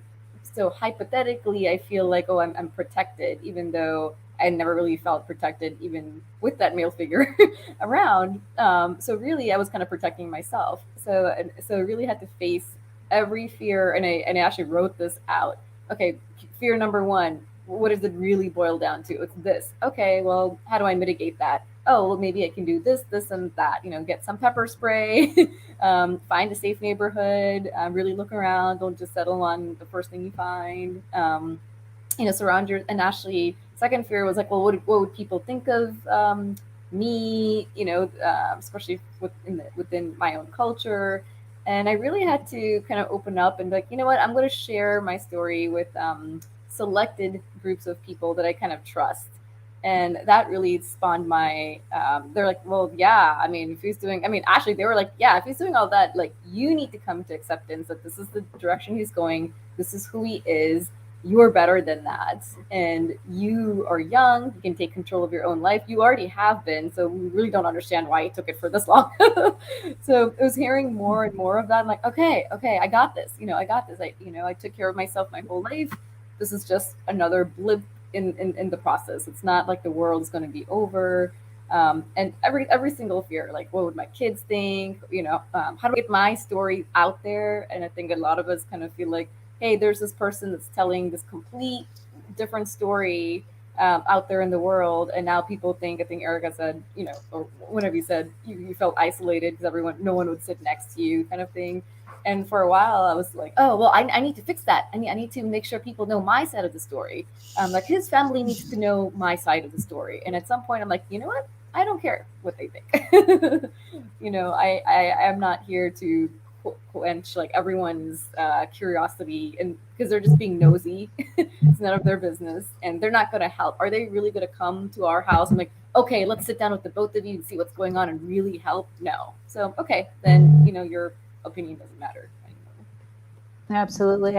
I want to thank all of the listeners that are watching us right now. We appreciate you being here. We appreciate the attention that you're giving us in this subject. If you are watching on the live right now, we would really, really appreciate if you were to share the stream. Sharing it gives you the ability to be able to reach other people. And there are so many individuals that are dealing with stuff like this that just don't know that they're dealing with it. So you don't know who in your friends list, is encountering something like this. So if you are watching us live, we love you, and we would really appreciate a share. I am looking for Miss Michelle. You're up, girl. Hi, ladies. So my question is going to actually piggyback because that was like, my question is, how long did it take you to finally break free? Did you have multiple times that you kept trying and trying until you finally had enough strength to do it? Because in my situation with both my father and my ex, it took something so big to happen that I finally broke free for good. It was a repeat cycle. I'd get up enough courage, I'd leave, I'd come back. Something would bring me back. And then the events that happened were so huge and devastating that there was no way I could come back. So that's my question is, did it take multiple times for you to get that power to be able to leave? I can't, Elena? Yeah, it did take me more than one time. The first time I tried to leave, I kind of did we didn't break up. I just moved into another apartment. But unfortunately, that apartment was super toxic. Just that, the landlord was, it was really weird. And what happened was, I was still, kind of with him, but I was also kind of pulling away from him. So, he came back to the apartment that I was living in, and he was kind of seeing how messed up it was. And, he was sort of the hero to save the day. So I went back to move back in with him.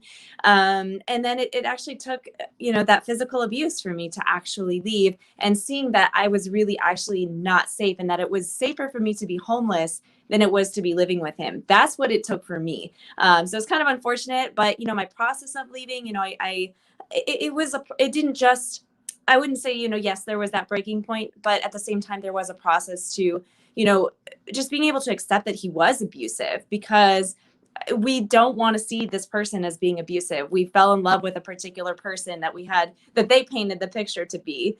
And so it takes a long time to unravel that too. So there were a couple of books. I just want to share some resources, because I know there are some people here that are questioning, am I in abuse? There's a book called Why Does He Do That by Lundy Bancroft. I swear to God, that book saved my life. So Why Does He Do That by Lundy Bancroft. And then I did actually start learning how to do inner child work while I was in the abusive relationship, which also helped me to start separating some of his stuff, and also be kind to the inner critic, of kind to the fact that I had this inner critic, and seeing that the inner critic was trying to protect me. So the saying you're stupid and all this stuff that was going on in my head, of course that was getting amplified by him. But just being able to see that helped me to, start to have some self-compassion and work my way towards leaving. Thanks, Elena. And the other thing is, I would tell myself excuses. So I'd finally leave, or I'd be this close to leaving. I'd be like, well, it's better for my kids to have a father. It's better for my kids to have this. When in reality, it was worse in the situation we were in. And breaking them free of that situation was the best thing that I could have ever done. But I was so convinced that they needed to have that family, whatever that looked like. It wasn't the perfect family by far. It was more traumatizing to them to be in the situation they were in. But I had this in my head that it needed to be a family. And Tess, I know you had your hand up earlier. Yeah, I actually wanted to say, and this is something I didn't say that often because, again, there comes the shame with that I do remember as well that he at some point broke it off, and I made sure we got back together, because there was so much of this feeling of failure around it that that it seemed better to be together than that he would leave me, because I would be even more like a failure. So in hindsight, it would have been the best gift ever. Just let him go, right? Make it even easier. I don't need to do anything. Yet that felt so much worse, in the sense of I felt, well, then I failed. And there was also that element of you give all these reasons, right? One being well, I've invested so many years, what if I don't find someone else?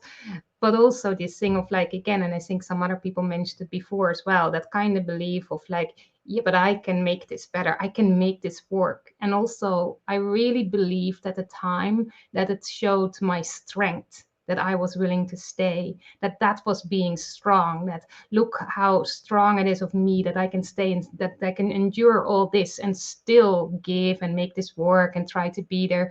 And it was much later that I realized that the real strength is the leaving, because in a way that was also much scarier, but also it took much more courage to do that. Yeah, and I think again, like when I'm working with people, that's like for me the real basis of people do what Jothi also mentioned with the fears, right? To actually go to the real core and being really, really honest with yourself, which is so tough. And then being kind to yourself, that even when you know what you should do, that it's okay if you can't do it straight away, but just already that knowledge, that acknowledgement to yourself, that that is what's really best for you. And if you have children, for your children, and then just do whatever it takes to find the strength to do that. And I went through the same thing. Go ahead, Susan. Hi. Yeah, thank you. I just wanted to comment on what Tessa just said, because we really need to give ourselves some grace, because it takes so much time. What I've noticed with the clients that I've worked with, that it's when you first realize what's going on, it takes time to get over the shock of what is going on. And then you start doing research about it and you start understanding it. And then you have to figure out how to get out of it. And then you don't want to, because you want everything to be good. You want it to be like you thought it would be. So you have to get over that first, and it takes a lot of personal development. So I just applaud all of you.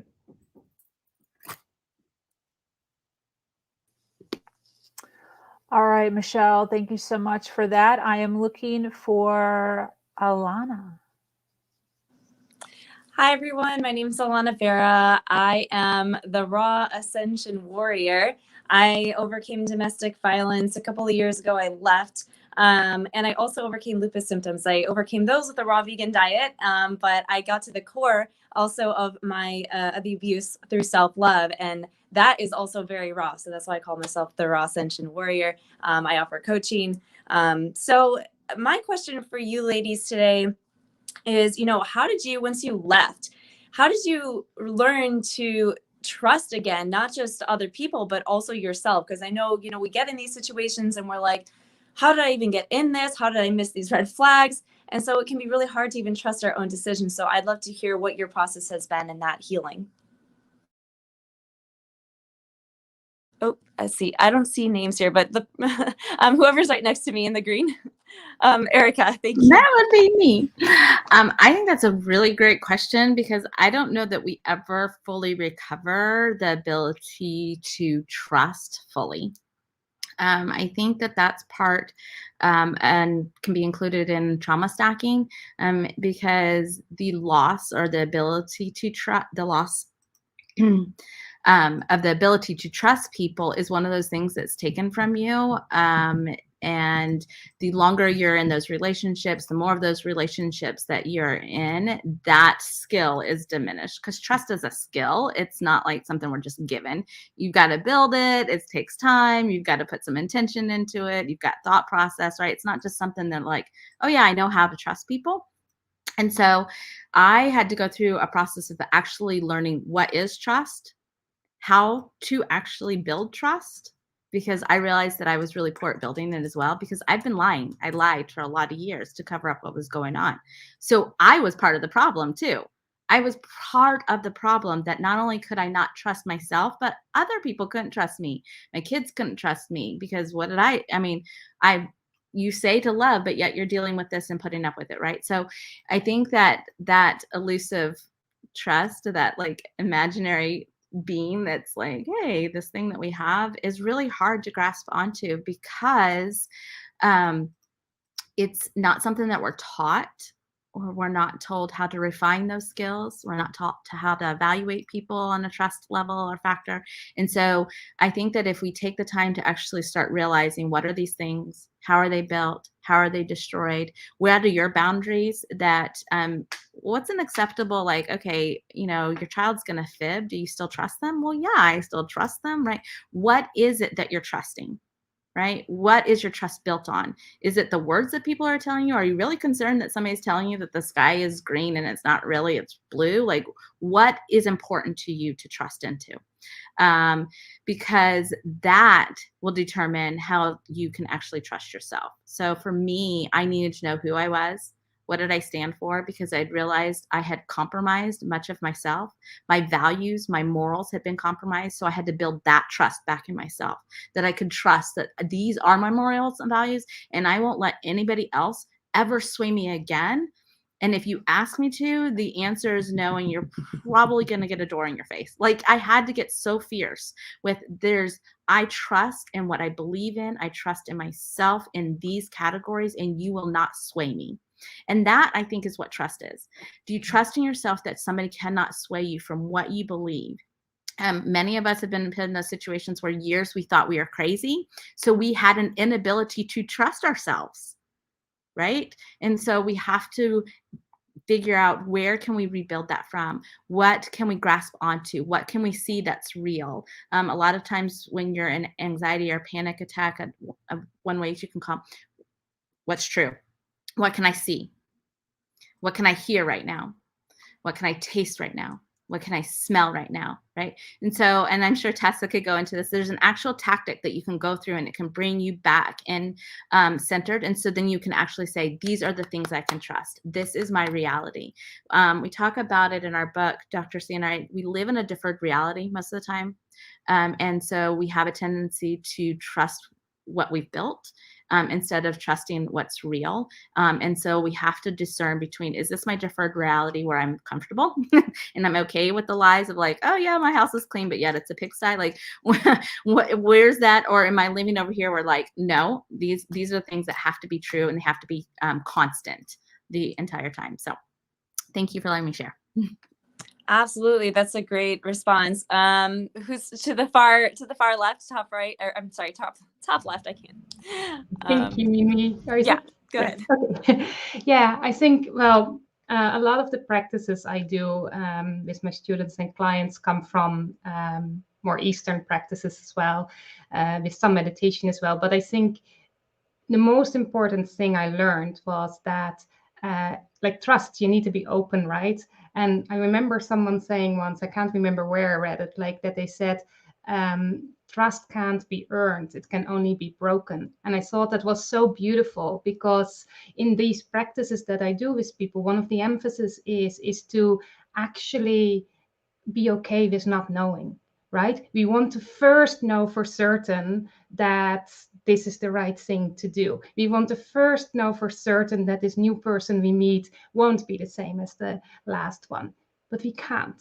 So once you actually go into that, there is certain things you can do. Yes, you can notice the red flags, the facts you can determine, and you can make a decision based on that. So you can, again, make sure that you don't close your eyes, that you're actually honest with yourself, what you're feeling, what you're seeing, and take that into account. But in the end, I think we also all know that, yes, there are certain things that in hindsight you said you could have seen earlier, but that hardly ever at the first date or the first time, or even like, you straight away could have foreseen all of that. It's not possible. So it's, again, also that practice of always staying present and taking time, either daily or weekly or whenever you can, to actually really tune in, and not kind of the analytical knowing, not only looking at all the cues, not weighing up, is this right, is it wrong, I don't know for certain, but actually feeling, how do I feel in this?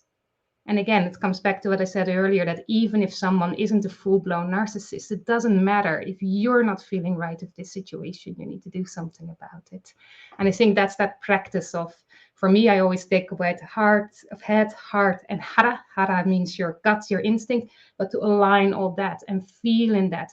What do I know from my inner wisdom in this space? And then, yeah, base your decisions on that. Yeah, that's absolutely beautiful. And both of you mentioned the importance of really getting in touch with your body and the feelings in your body and speaking for that. I just want to jump real quick. There's a comment from James. Abuse often causes more stagnation in the neurolymphatic system and lymphatic system, as well as muscle tension and other. What is the most effective ways that each of you have found to reduce anxiety and lymphatic load? So I'm actually going to respond to this in terms of, first of all, let's explain what the lymphatic system is. So basically, all of our cells, they eat and they poop, and the poop goes into our lymphatic system. That's our waste, our cellular waste. And when we're stressed, we're not eliminating that waste properly. Everything kind of shuts down. It's not good. What helped me to move that lymphatic fluid was a raw vegan diet. High fruit. Fruit definitely moves lymphatic fluid a lot.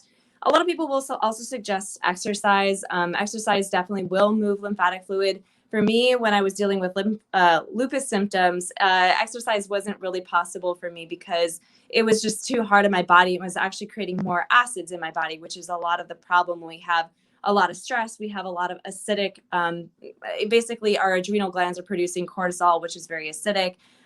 So I had a lot of acids, and that was just creating more acid. So in short, for me, the raw vegan diet was basically that saved my life because it helps me eliminate the lupus symptoms.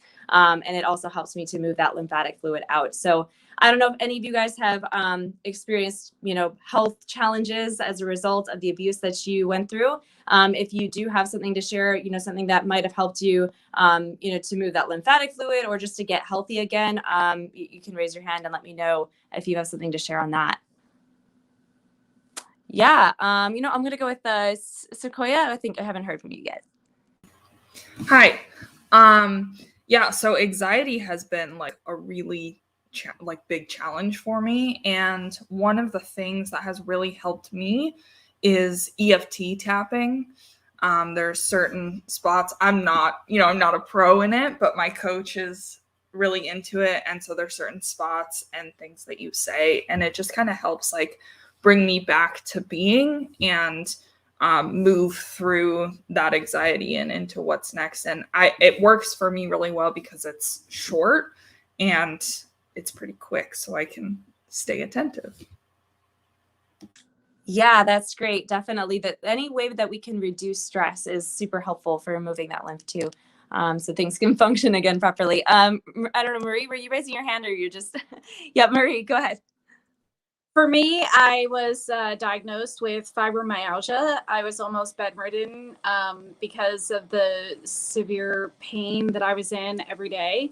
And once I started the breathing techniques and meditation and just really getting in touch with my body and knowing what was normal for me, one day I woke up and the pain was gone. So I was able to move that through myself and get all of that out and come to a state of wholeness again. That's beautiful. I love that. Yes. Who else would like to respond to this?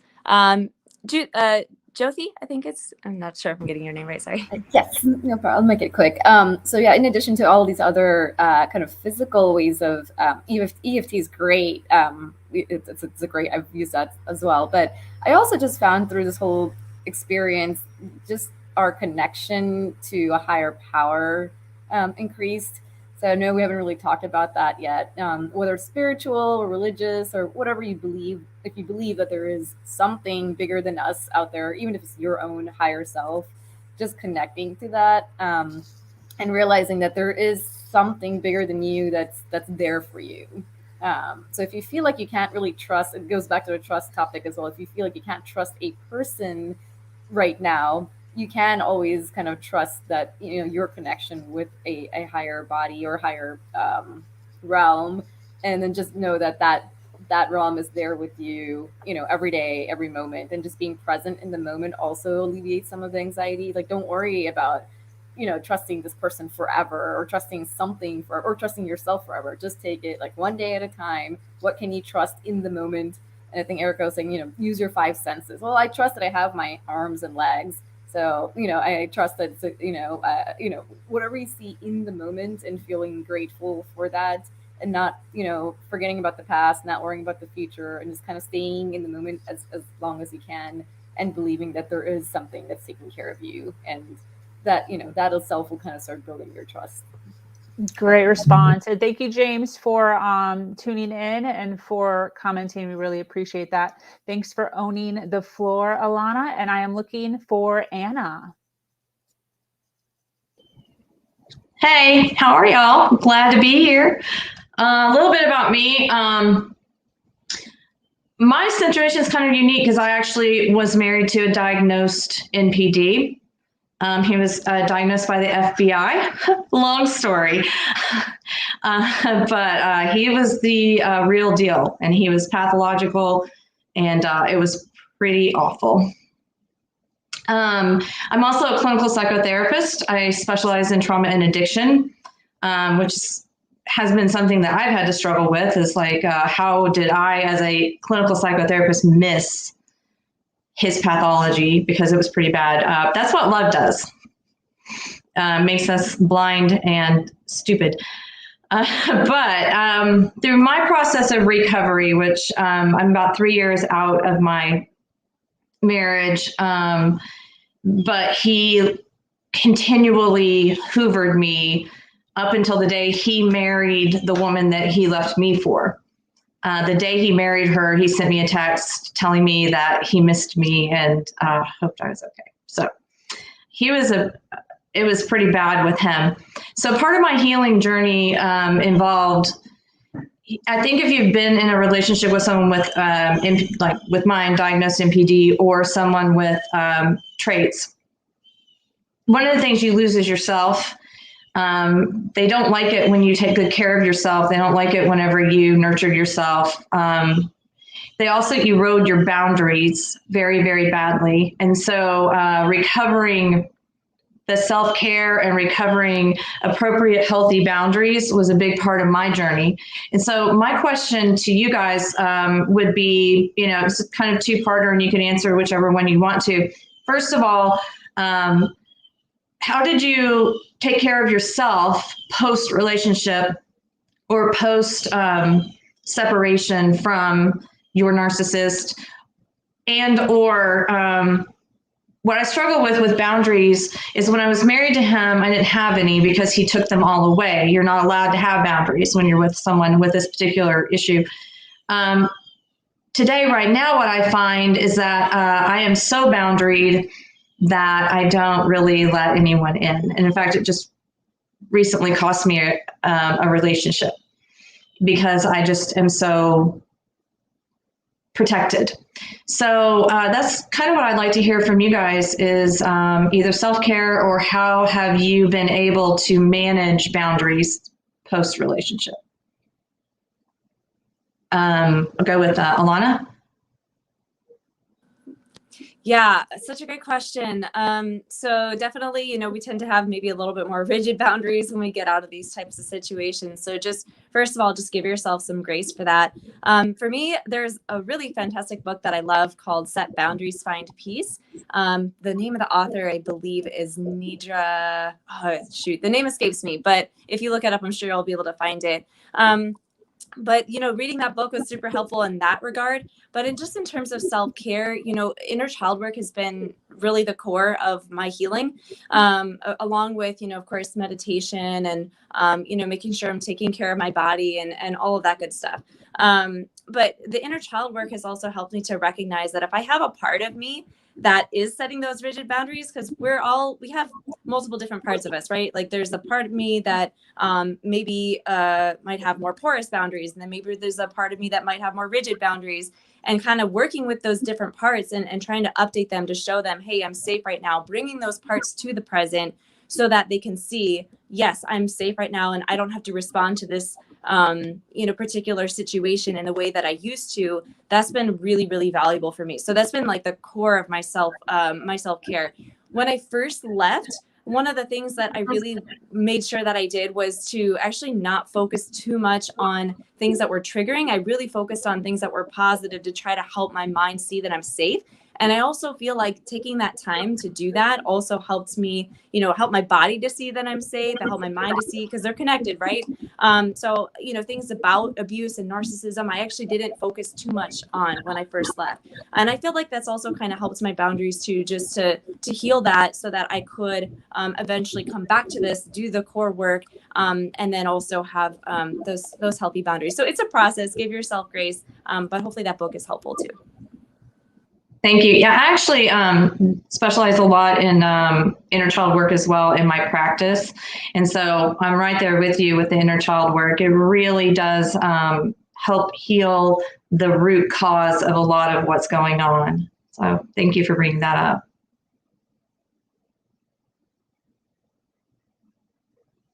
Erika?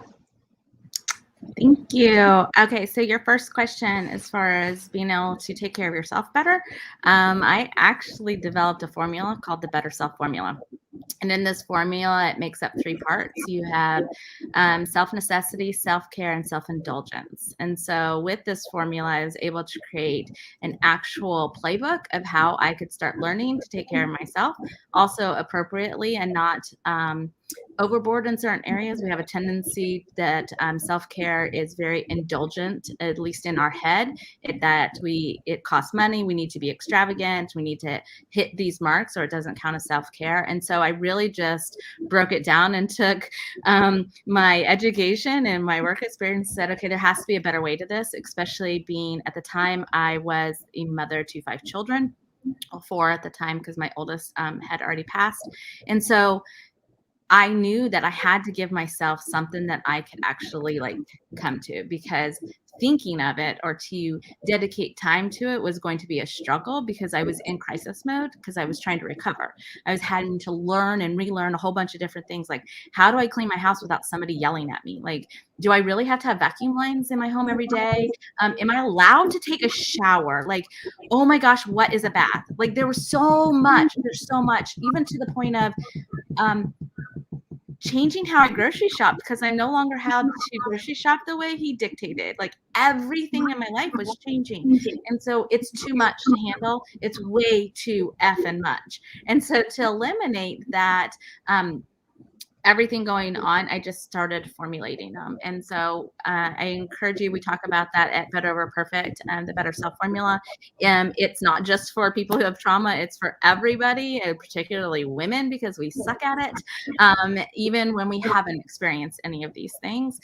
So I just broke it. What is necessity? What is it going to take for me to take care of myself?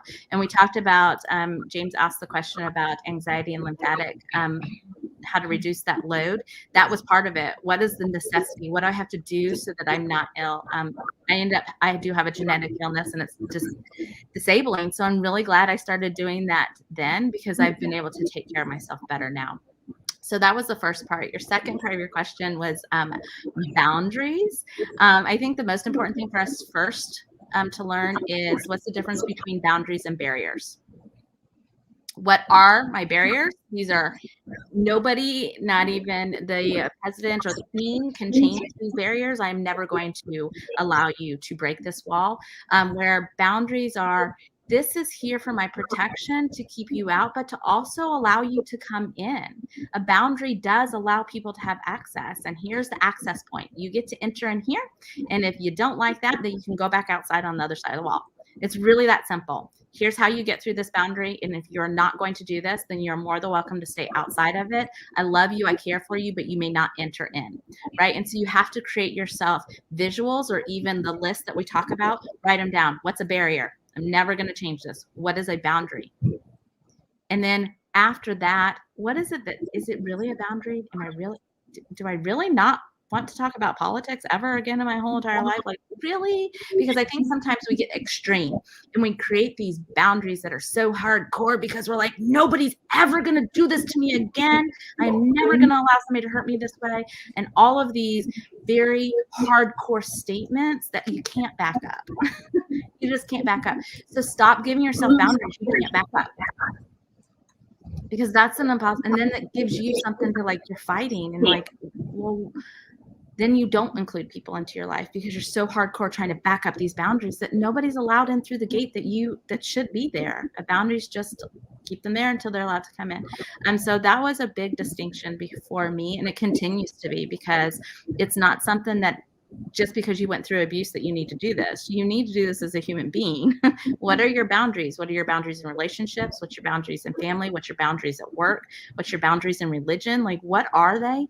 And we're never told to evaluate those. We're just told to take what we're given and accept it. And so then when we start to break these categories down and really set what our expectations are, it becomes more manageable for us.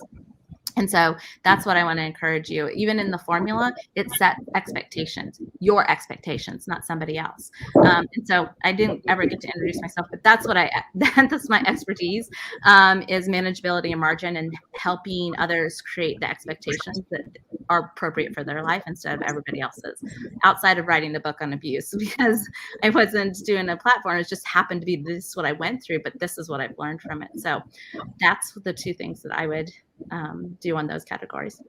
I love what you said, boundaries versus barriers. That's huge. I'm stealing that. So that's great. You can get it out of the book, but that's not me. And then you can steal it all you want. Okay, I'm going to get the book. I will.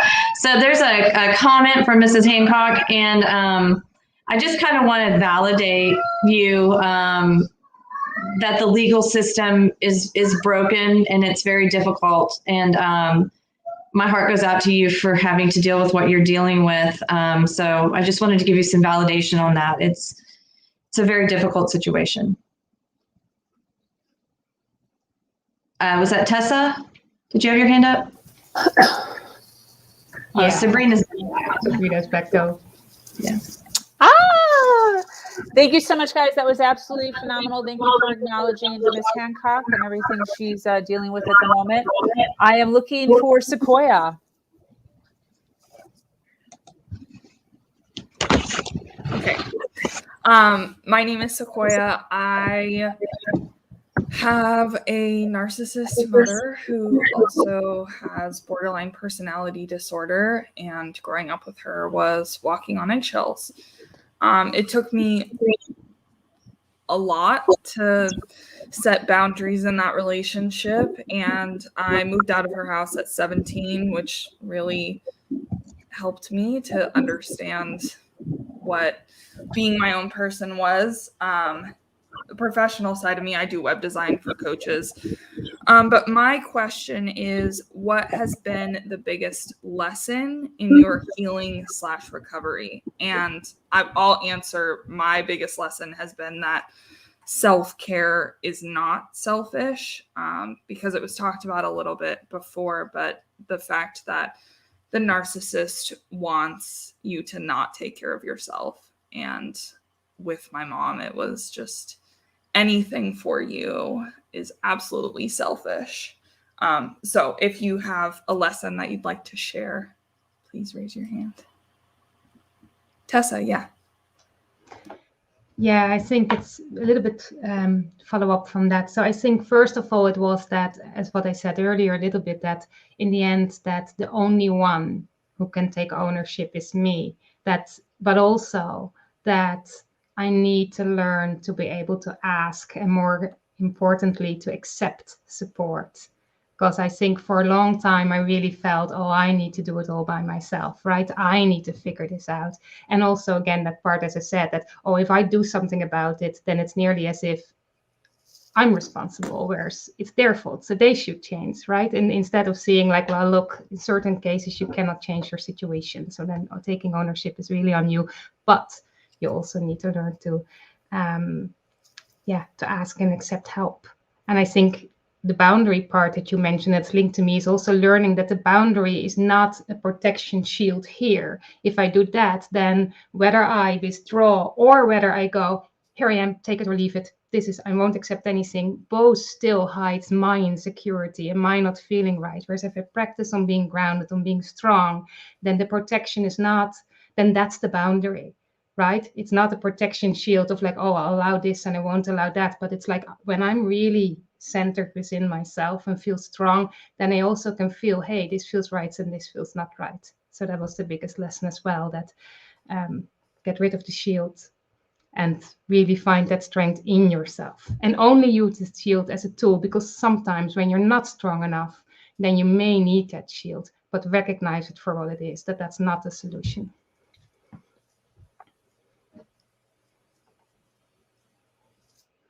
Yeah, Erika. I think one of the biggest lessons, there's so many. It's really hard. I think that we've hit on a lot of them, especially recognizing what we experience or what we're going through is a big one. Acknowledging it and those steps to get you through from this reality to the reality you're in is important.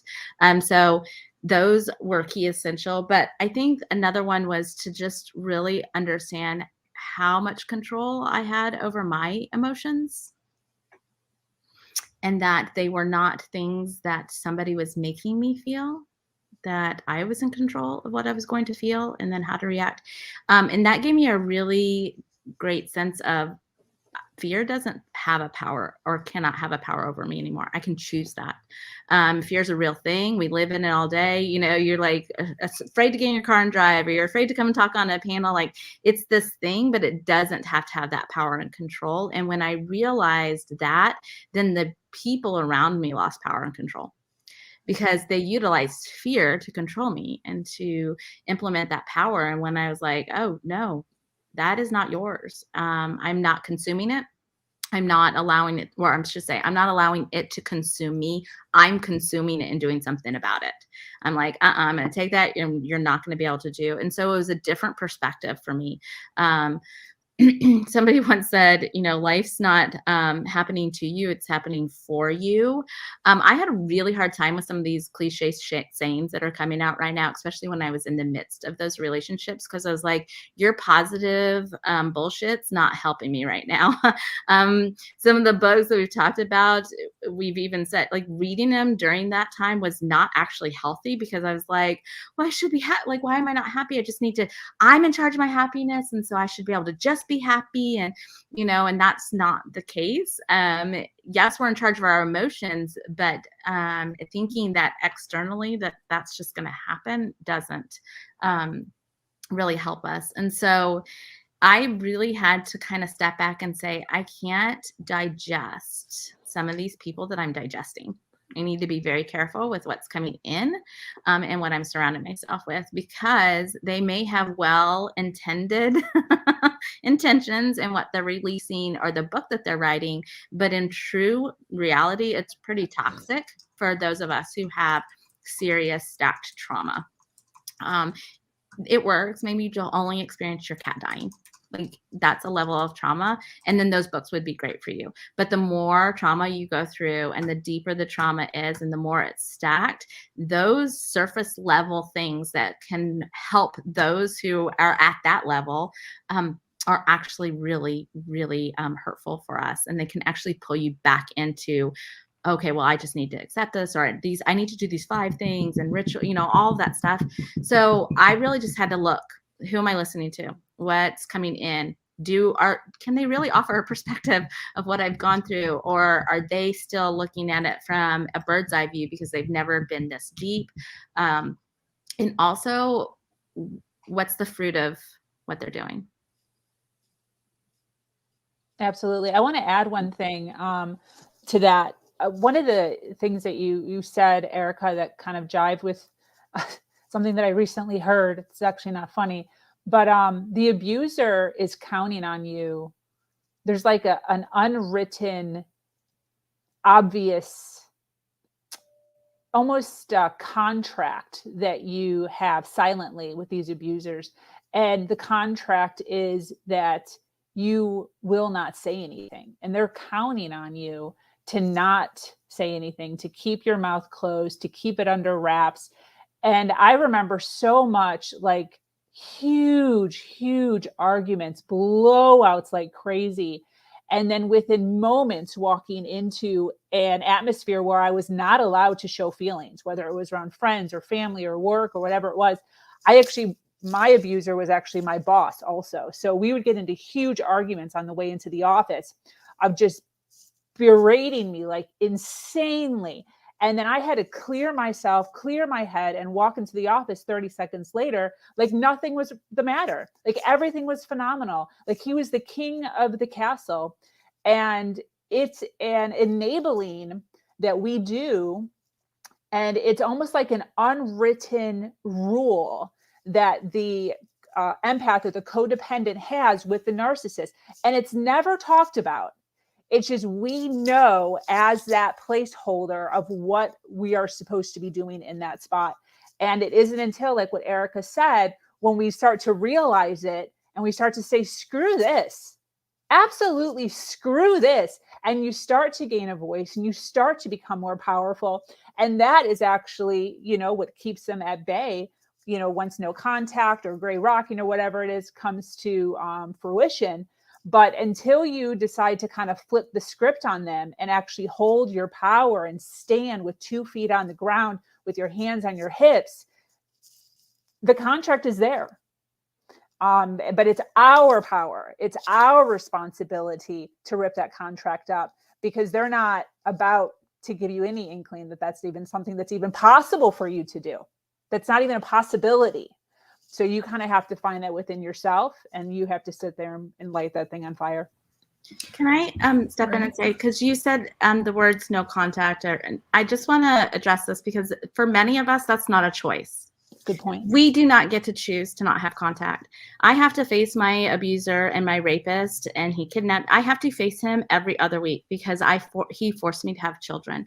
And so I have to every week go through these things. Every time I get a text on my phone, I have to go through these things. So it's so important to have, whether you have a journal or you have something on your computer screen, you have to have these words in front of you on a consistent basis. They have to be the language of your brain to keep going. Because if at any point in time you stop utilizing that language, you give them the power back. You give them that door to enter in and start doing it again, even from a distance, right? They expect us to be quiet. I am his 8th known victim now. I finally figured that out in 2019. I did not know that I was captured and then married a serial abuser. And during this time that I got away, he actually had captured number 9 before he left me. And she was 26 years below him. He brought her on so that he could take my children away from me, and then thought he was going to maintain that power. And as he forced her to stalk me and follow me throughout town and social media, she started listening because I never shut up.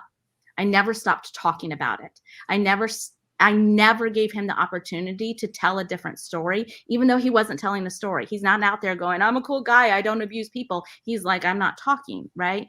And so they're not going to come. They're not going to be like, hey, she's lying, da-da-da-da. No, because the more you talk, the more they're going to go back to the wayside. And then the next person is going to get away. She left because he forced her to stalk me, because she finally listened. I always told her from day one when I met her, I will never lie to you. I've been telling you the truth for this whole time. It took her 6 years.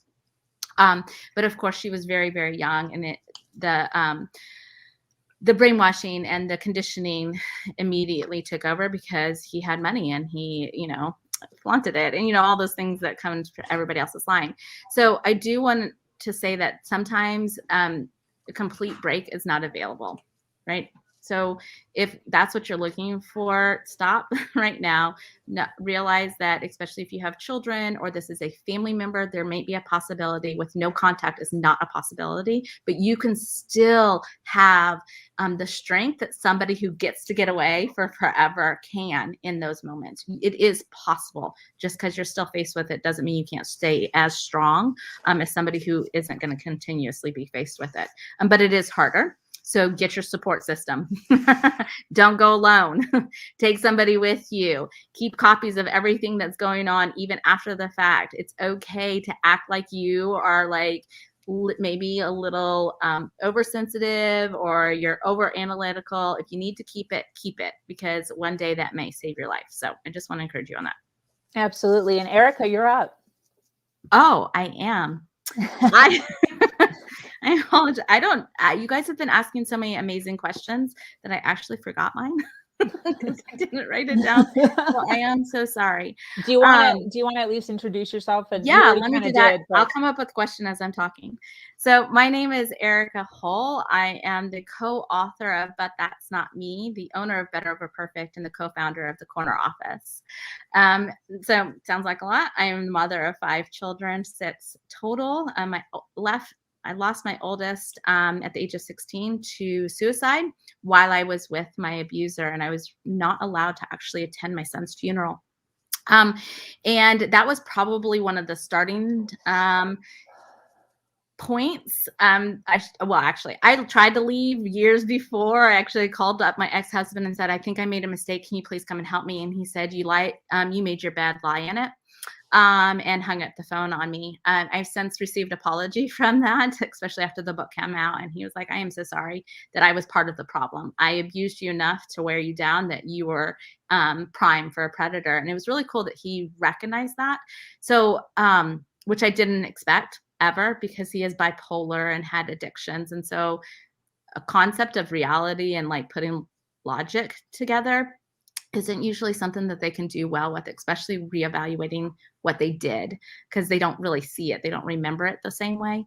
So my question would be, has anybody experienced where the person that abused them or had those actions towards them has apologized to you or recognized it?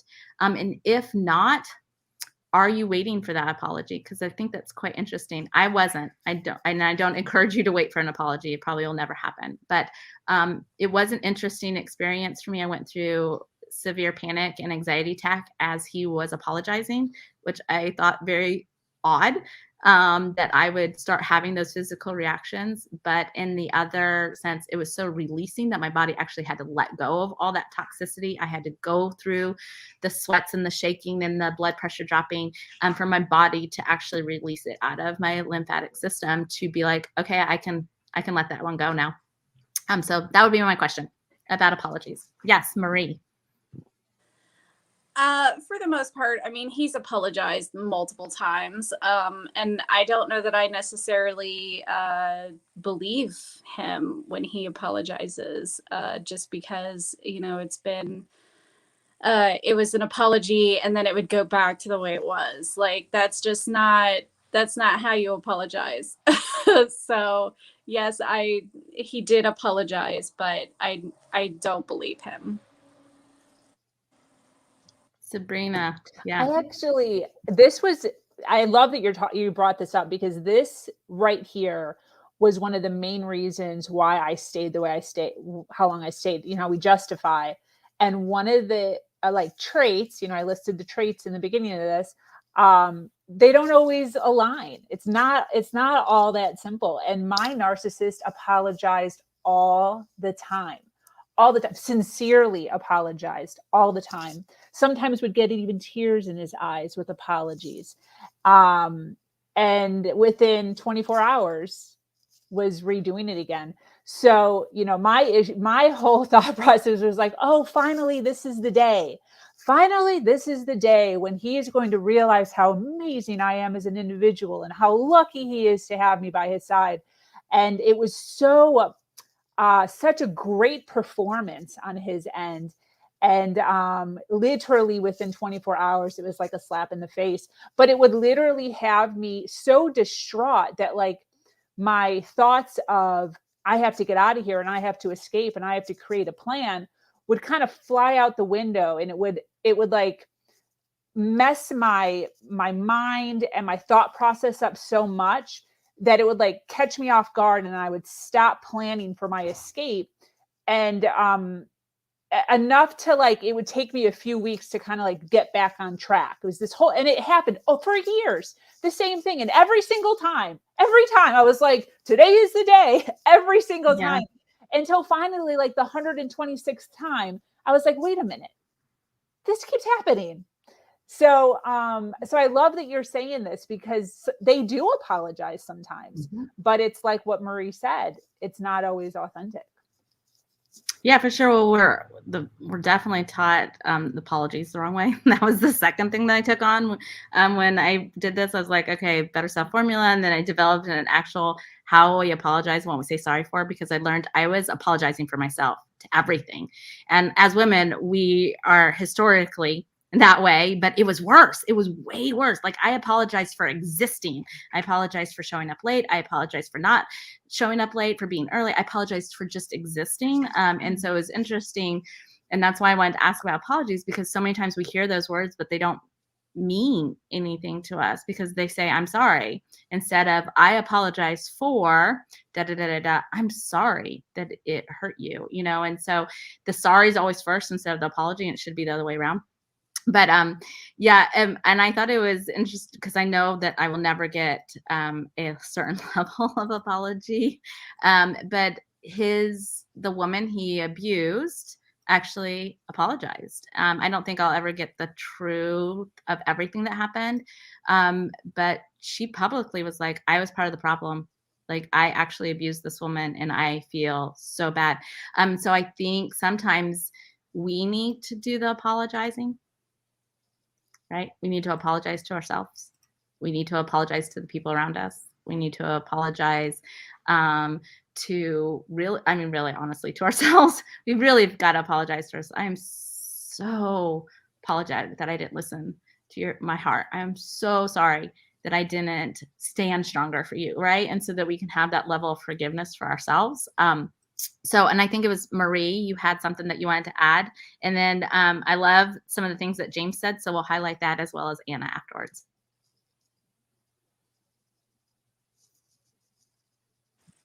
I didn't have anything else to add. Oh, no, I'm sorry. Then I missed names. Michelle had her hand up first. Then we'll go. Sorry. Well, and I think going back to what Sabrina and you were talking about with the apology, both of them, my father, my ex, would apologize when they knew they had pushed me too far. And that light switch would go off and they go, okay, I need to reel her back in. Yep.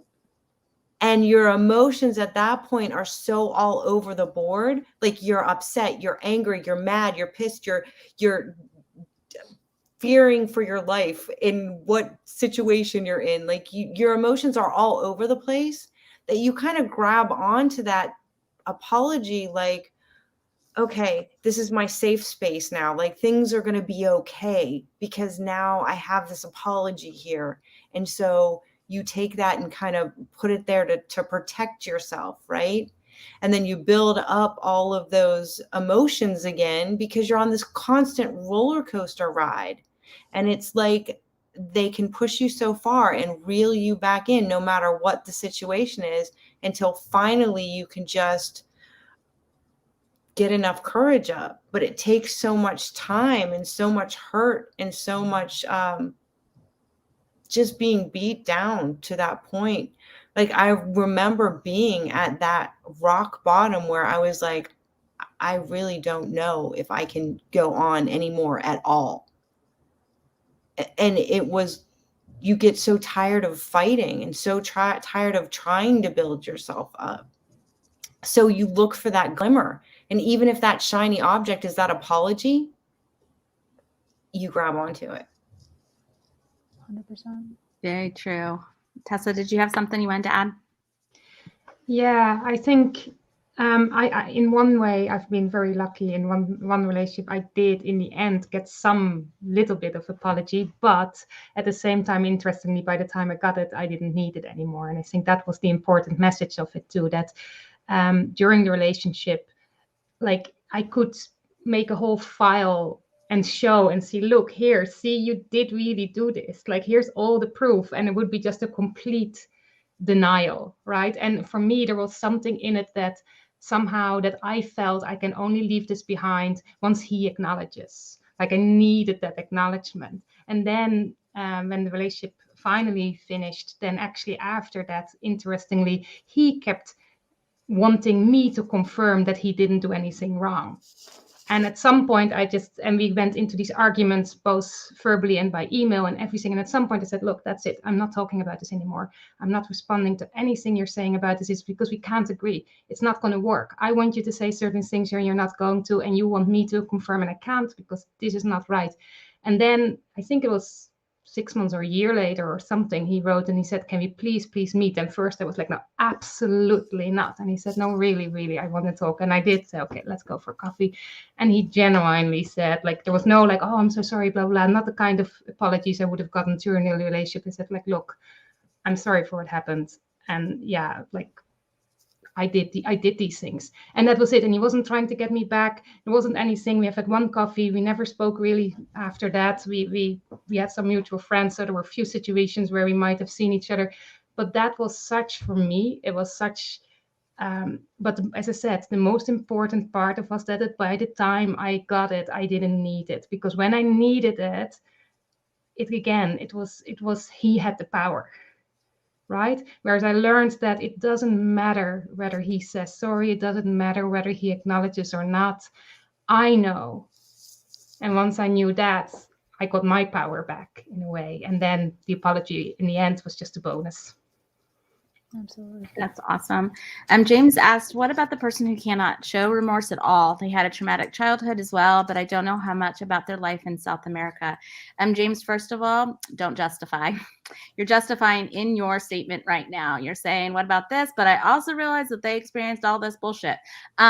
Yeah, stop right there. And then start to recognize you're not responsible for that. So whether they can or cannot express remorse is not on you. That is also a indication. If a person you're with has the inability to express remorse at all, that is a serious psychological problem. Remorse is a natural part of our body. We are supposed to be remorseful. We're supposed to shed tears. We're supposed to see those things. And that is an actual indication that they have something psychologically wrong in their system, whether it's an alignment of brain and emotion or it's something else. And so I would either encourage that person to get or seek help. And I would also encourage you to possibly distance yourself from that, because the inability to show remorse is pretty, it is one of those triggering. If they've got to the point where they don't show remorse, then there's some big things going on. So I would encourage you to take a step back and realize that as much as you love this person, it may not be the safest for you emotionally and psychologically, because you will then take on those characteristics. And I would hate for you to experience that, because not being able to show remorse is hard. My body learned to not shed a tear because it became so afraid. I was told if I even see a teardrop start to fall, I will give you something to cry about. And it took me 4 years to get my body to cry again. And now I just let it flow, but that it's hard, and that will make you sick if you cannot release. It's a form of release. So Alana, I know you had something that you'd love to add to this. I would definitely want to hear what she has to say. So let's turn it over to her. I keep having trouble with the mic there. Yeah, so I did experience some level of apology, but I think, Tessa said it really beautifully in the sense that, if they're apologizing and they're not looking to get anything out of it, and also you're not looking to get something from it either, you're not looking to reignite the relationship, I think that's the important part.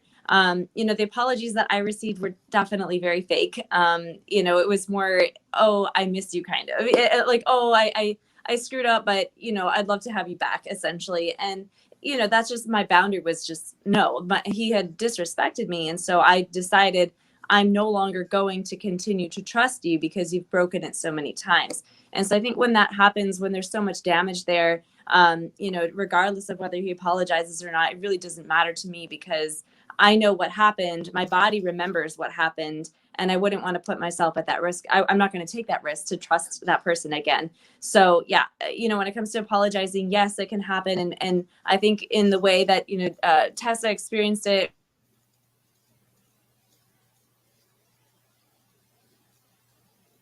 Tessa said it beautifully. So that's what I have to say. Thank you so much. I'll turn back over to Sabrina. I do want to encourage you guys. We do have our book campaign. For But That's Not Me. We put it on I Fund Women because it is a woman-only investment and startup platform. I know that Sabrina's going to send those out, but all of these topics that we're talking about today, not just in narcissism, but everything that we've brought up, we wrote about and put it in a textbook / storytelling format. So you can read the real language of what these things are and then put the story next to it and understand it so that you can have the kind of the experience we're doing on this panel. We talk about a high level topic and we give you an example of how it happened in our lives so you can start recognizing it faster so that you can see it in other people, you can see it in yourselves. And ultimately, the reason why we're all doing this is because we need to be better allies to ourselves and then to other people. So thank you, Sabrina, for having us. I really, really appreciate it. Yes, no problem. I do want to acknowledge the individuals that are with us still. We actually have quite a few people still listening right here live. So thank you so much for staying with us so late after.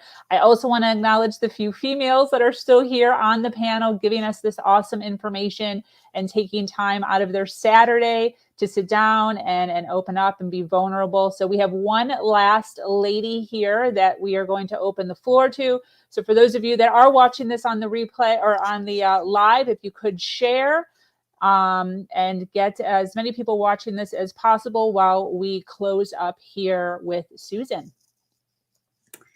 Well, thank you. And I learned so much from all of you today. And I hope to, being last, to wrap all this up in a beautiful bow, because I work with a community of women who are really passionate about a shared mission to help improve the lives of women, just to protect and empower them. And I know we hear those words a lot now, protecting and empowering women. But we do that, and it's so important for us to all be together and be supportive of each other. And you're all so amazing and inspiring, and you've made such an impact on me today, all of you, and I'm sure for the people that are listening. And I just see your strength, watching you speak about things that have happened to you. And reminded me of, I'm sure you've all heard this, speak from the scar, not the wound. Oh, yes. I haven't heard that in a while. And I wanted to bring that up because you all have evidence that you had deep wounds, and that, to me, they've healed, and you're teaching and you're speaking from the scar. But the people listening may still be in that wound. And I just wanted to maybe end this conversation with, how do you know when you're healed? How do you know when you could start speaking? Because that's such a hard, that little thin line between, this happened to me, deeply wounded, I need to heal so that I can help others. So I just wanted to just hear some comments about that. Thank you. Let me get some names. Oh my goodness. Is that Alana? I don't know. I see two, but I don't see that. There we go. Yeah, it is. It's Alana. And yes, thank you. Yeah, that's such a good question. I don't know that it's such a black and white thing. I think healing is a journey. It's a process. So if you feel like you want to start speaking about your story, just make sure that, you're first maybe in a safe space, potentially with some people that you feel comfortable with. But I just started sharing my story actually on Clubhouse. I just started, going into rooms on narcissistic abuse, and it was kind of like a support space. And that was my journey, and starting to share my story. I think the more that we recognize that we're no longer in the space of being the victim, that we are now the survivor, we're no longer the victim, the more we can come from that space, and remembering that and knowing that is really, really important. We want to be speaking for the things that have happened to us, and not feel as though they're happening right in this moment. But, there are going to be triggers along the way. It's not a perfect journey. So if you have a moment where you fall back in there again, I think it's really important to get those support groups, so that as you're practicing sharing your story and saying that, have other people around you that are going to lift you up as you stumble, as you fall, to say, hey, we got you. So that would be my biggest recommendation. I love that. Do we want to go to Sabrina? Should I go to you first, or Marie? It was a fight for the host. Sorry. Erika, I want to hear from all of you. I love it. I totally agree with everything Alana said. I actually did my first reveal on probably like 3 narcissistic Facebook groups. I wrote a long post with a picture of me and my son, and just talked from the heart. It was one singleized story, and poured my heart out in it. It was written as a story, not as a question or as a statement or anything. It was literally just a story. And the response was, it was so beautiful. It was so beautiful. And I just appreciated so many people reaching out in the thread and even privately, just thanking me for sharing it and thanking me for telling the story, and then also highlighting that I'm fine and that everything worked out and I'm good and I'm alive. And that in itself was a huge turning point for me, as far as how important it was for me to continue to share, because there was so many individuals, male and female, who related to the story, who understood the story, who gave me more advice on the story. And that's where your power really comes into play, is being able to storytell. And that is ultimately why her version, this podcast, was created, was off of that one experience a few years ago. I saw the power in opening up, in being vulnerable, in sharing our actual truths from our perspective, from our version of what we felt, of what we went through, and how powerful it is for individuals to hear a person who's on the other side, and that they're okay, and that they're alive, and that they're learning how to smile, and they're learning how to cry again, like Erika, and learning how to be vulnerable, learning about, you know, how to reconnect to the world. And so I would say to start small. Start, like Alana said, in some place that you feel comfortable in. The narcissistic groups on Facebook are usually very welcoming and loving, and everyone in there has a story. And start to share. You know, you can start to share in even just threads of stories, little clips, and see who connects with you, and gain your power that way. That was so beautiful and so right on. That's such great advice, because you do have to start even with something like this, just little steps, little baby steps, because it's really is, you don't know if you're healed, and you don't know until you start sharing and people are responding. I just absolutely love that. And yes, we have Marie and then Erika. Just to reiterate that you don't have to heal to speak your truth, and that healing is a lifelong journey. And Sabrina even told me in our podcast together that, you know, this is part of the healing. Yep. This is part of the journey. And so we have to speak our truth, and we have to get the story out, and we don't stop talking about it. And that's what Erika said, you know, at the very beginning. She just continued to speak her truth. And that is what we need to do. And that's how we stand in our power. Thank you. That's beautifully said. So appreciate you. And Erika? So I'm going to say something slightly different for just the other people that may be listening. Yes, I definitely agree. Healing comes from breaking our silence. But breaking our silence doesn't necessarily mean that you need to share your story publicly, or that you need to create a platform, or that you need to go into any Facebook group, any Clubhouse, any Instagram, or anything else. You do not have to do that to share your story. Good point. Sharing your story is breaking your silence, and breaking your silence starts with you. So until you are comfortable telling you your story, where you are stopping the shame and the judgment and the criticism and the I'm dirty and I'm unworthy, until you've done that, really you have no business sharing your story with anybody else, because you're still in that process, right? So start sharing it for yourself, breaking that silence yourself. And then please don't think that you have to. You don't need to create a platform. You don't have to go tell 3.3 million people or whoever is watching this. That is not a necessity, especially in this day and time. I've heard it so many times over the past 7 years from women of, I just can't be like you. I can't come and talk about my story. I'm like, you don't have to. That is not a necessity for you to heal, so that things become scars and not wounds. The other thing is that wound status is fluctuating.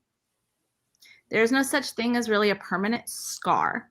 It is constantly in a state of healing, because the skin and everything was damaged. So just please remember that there's part of time where the wounds might seem open, that they're not closed up, and that's okay. And there's other times they're going to be like, they're so closed, I don't even remember that they exist. And then other times they're going to come back up and they're bleeding. You're like, what the heck? I thought I got stitches and I was all good. And like, you know, nobody could even tell. So just acknowledge that part is fluid. It really is in the healing process. And then if you are going to share your story and you are going to be public about it, be conscious of what you're saying and who you're saying it to, first and foremost, and know why you're sharing your story. Be very clear why. And also then start setting boundaries of what you're going to personally share about your life and write those down, because we have a tendency to be very vulnerable when we're sharing our stories. And sometimes we will cross that line of, I did not want everybody to know that my children came from rape. Right? That is not something I want to public, right? So be very knowledgeable. What is it that you are sharing? Why are you sharing? And what's your level of comfortability? Because you can still be subjected to people abusing you when you start sharing your story. This does not protect you. You may look at us as survivors and warriors and look at them, but guess what? We are still getting attacked for sharing this stuff. We are still having people send us messages saying that we're lousy people. We are worthless women, that we deserved what we got. You should have covered up, or you should have done this. We are consistently being attacked. So when you share your story, make sure you're strong enough to understand that you're going to have to take on some abuse. Yeah. You're going to have to stand there and say that Me Too matters. And in every part, like there are things that you're going to have to start taking on and be able to handle. So please make sure that you're strong enough before you start sharing. And to do that, you start defining these things. When am I in wound status? When am I healing? What am I sharing? Why am I sharing? And what are my levels of comfort? And then what is the purpose for all of this, right? And then choose your platforms wisely if you do want to share it publicly. Know who your audience is. Know who's following you. Don't forget, Facebook is pretty massive. And out of those 800 people, there are a lot of family members watching you. You don't know who's watching you. Different accounts can be started. So be conscious also if you're in the vicinity or around your abuser, they can follow you, track you, and watch everything that you're saying. Be prepared to take that on. That can happen. So these are some of the things that we don't talk about when we go into that part of, oh, I'm going to share my story. I'm going to tell everybody. We are so willing to go because we're keyboard warriors ourselves. We use that kind of like as a bad thing, but we're keyboard warriors ourselves. We're like, yes, I'm going to tell it. I'm going to, right? But we don't think about all the other things that are going to happen because we just bluntly shared this. And then also make sure that when you're sharing it, you're in a healthy place. The tears are great. You need to be able to freely do them, but make sure you're healthy before you start talking to anybody. So not to like defer us from sharing, and I loved everybody else's points, but I also want to bring up the point that it's not always necessary, nor is it appropriate. So utilize your support system maybe to even balance that. Say, hey, do you think I'm good? Like that's what I did. I went, hey, do you think am I doing well enough? Do I look like I got my S together so that I can share my story? Am I too still messy? So I had to get an outside perspective to make sure that it was appropriate for me to start talking. Now, I didn't ever be quiet to the people around me, but I wasn't publicly sharing a story to try to help others. And there is a difference between speaking up with people around you and being publicly sharing a story. Those are two different things. So break your silence first, get comfortable there. That was amazing advice. Thank you, Erika. I think we all needed to hear that at the end of this show. I think it was a perfect way to end. Do you agree, Sabrina? Absolutely, because there's just so many individuals probably watching this now or on replay about ready to post something right now. Don't post. It's okay. You can send us messages though. If you want to practice your story, if you want to talk, find a safe person, even if they need to be a stranger. Sometimes that's helpful that you can only see their face and you only see bits of their life. You can do that. I know I'm volunteering all y'all ladies, but I am sure that everybody who's been on this panel would welcome a conversation in their DMs to help supporting you or to help you find a support system where you're at. So you don't have to be quiet, just do it appropriately for sure. 100%. I do want to notate that the Her Version website now has a help resources tab that was added about a month or two ago. It has organizations, communities, it has groups of charity type, donation type organizations that are there for you mentally, emotionally, physically, financially. So reach out to those at the Help Resources tab. There is also going to be another section added where I'm going to be listing coaches. A lot of the females that were here speaking today are going to be in the coaches tab, where you can actually reach out to them personally. They will have their website and their email available to you to be able to them and speak to them and see if there's an alignment there as far as them helping you move through the struggles that you're going through right now. So with that being said, I do want to thank the 5 ladies that are here with me, that ended this with me. And I do want to ask, are there any closing statements before I wrap up? Erika. If you're going to ask me to talk, I'm always going to say yes. I love it.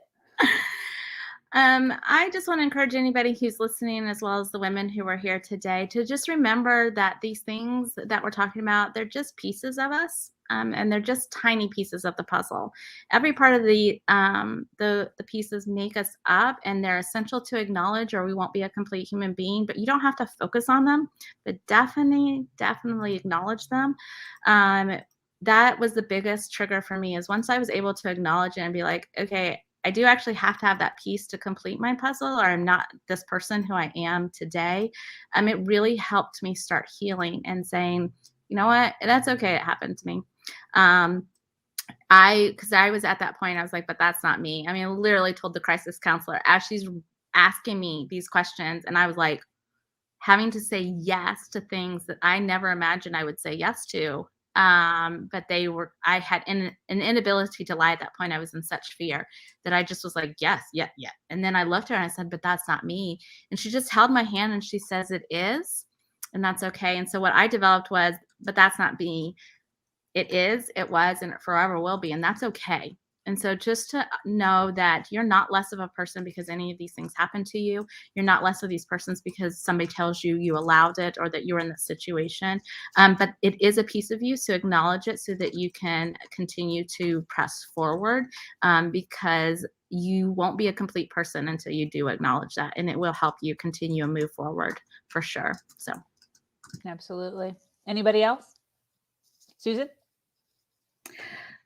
I love what you said, Erika, and I just want to add to that it's who you're becoming is what to focus on. So we're gonna acknowledge the past and embrace the past, forgive yourself, give yourself grace, and then focus more on who you are becoming. And I've heard this from, I think it's Dr. Joe Dispenza, is create more memories of your future than memories of your past, and move forward. Thank you. Marie? I asked Spirit to give the collective a message with an oracle card. It's the sun, and it is enjoy success and happiness, and enjoy the journey, even if it's rough, even if it's hard. Try to find a silver lining of enjoyment. Absolutely. Thank you for that. Alana? Yes, I would also really encourage you, any part of you that, you a gift or a talent or something that you loved, your passions, the things that you might have forgotten about in the abuse, come back to those things. Work your way towards them. It's taken me actually a little bit of time to come back to music. I was pursuing music before I was in this abusive relationship, and it was actually kind of the last piece of the puzzle for me to come back into play. It started with self-care. It started with, just laughter and visualization and all these great things. But don't forget about the things that really make you who you are and the things that you love and are passionate about, because once you're there, I think for me, that's how I know I'm healed. I'm like, I'm back to my music. I'm good. I know. I mean, we're all with an asterisk, of course, there's some moments that could show up. I'm not going to say that I'm going to be perfect forever or something. We're not perfect. Right. But yeah, just come back to the things that you love. That would be my encouragement. Absolutely. And I love that for sure. Listen, I thank everyone who attended today. The patience everyone had with me coming on and off the screen, quite honestly. I had so many more women interested in talking on this topic than I thought. So I appreciate all of the warmness and all of the patience that you guys had with me. And for those of you that are possibly watching that were not able to make it on, I so appreciate you. This platform and this podcast has grown to something so quickly that I wasn't necessarily expecting. And I love every single individual who's here watching in the audience, and the females that were on this podcast today. And those of you that are going to be attending future podcasts, I send my love and warm vibrations out to you guys. So I'm going to close up. Thank you so much for joining us here on Her Version. If you have an amazing story to share of struggle to triumph, be sure to reach out to me here or at herversion.life. I am your host, Sabrina Victoria, and I'm so grateful to be here sharing a platform that allows people to share their truth and inspire others. Much love.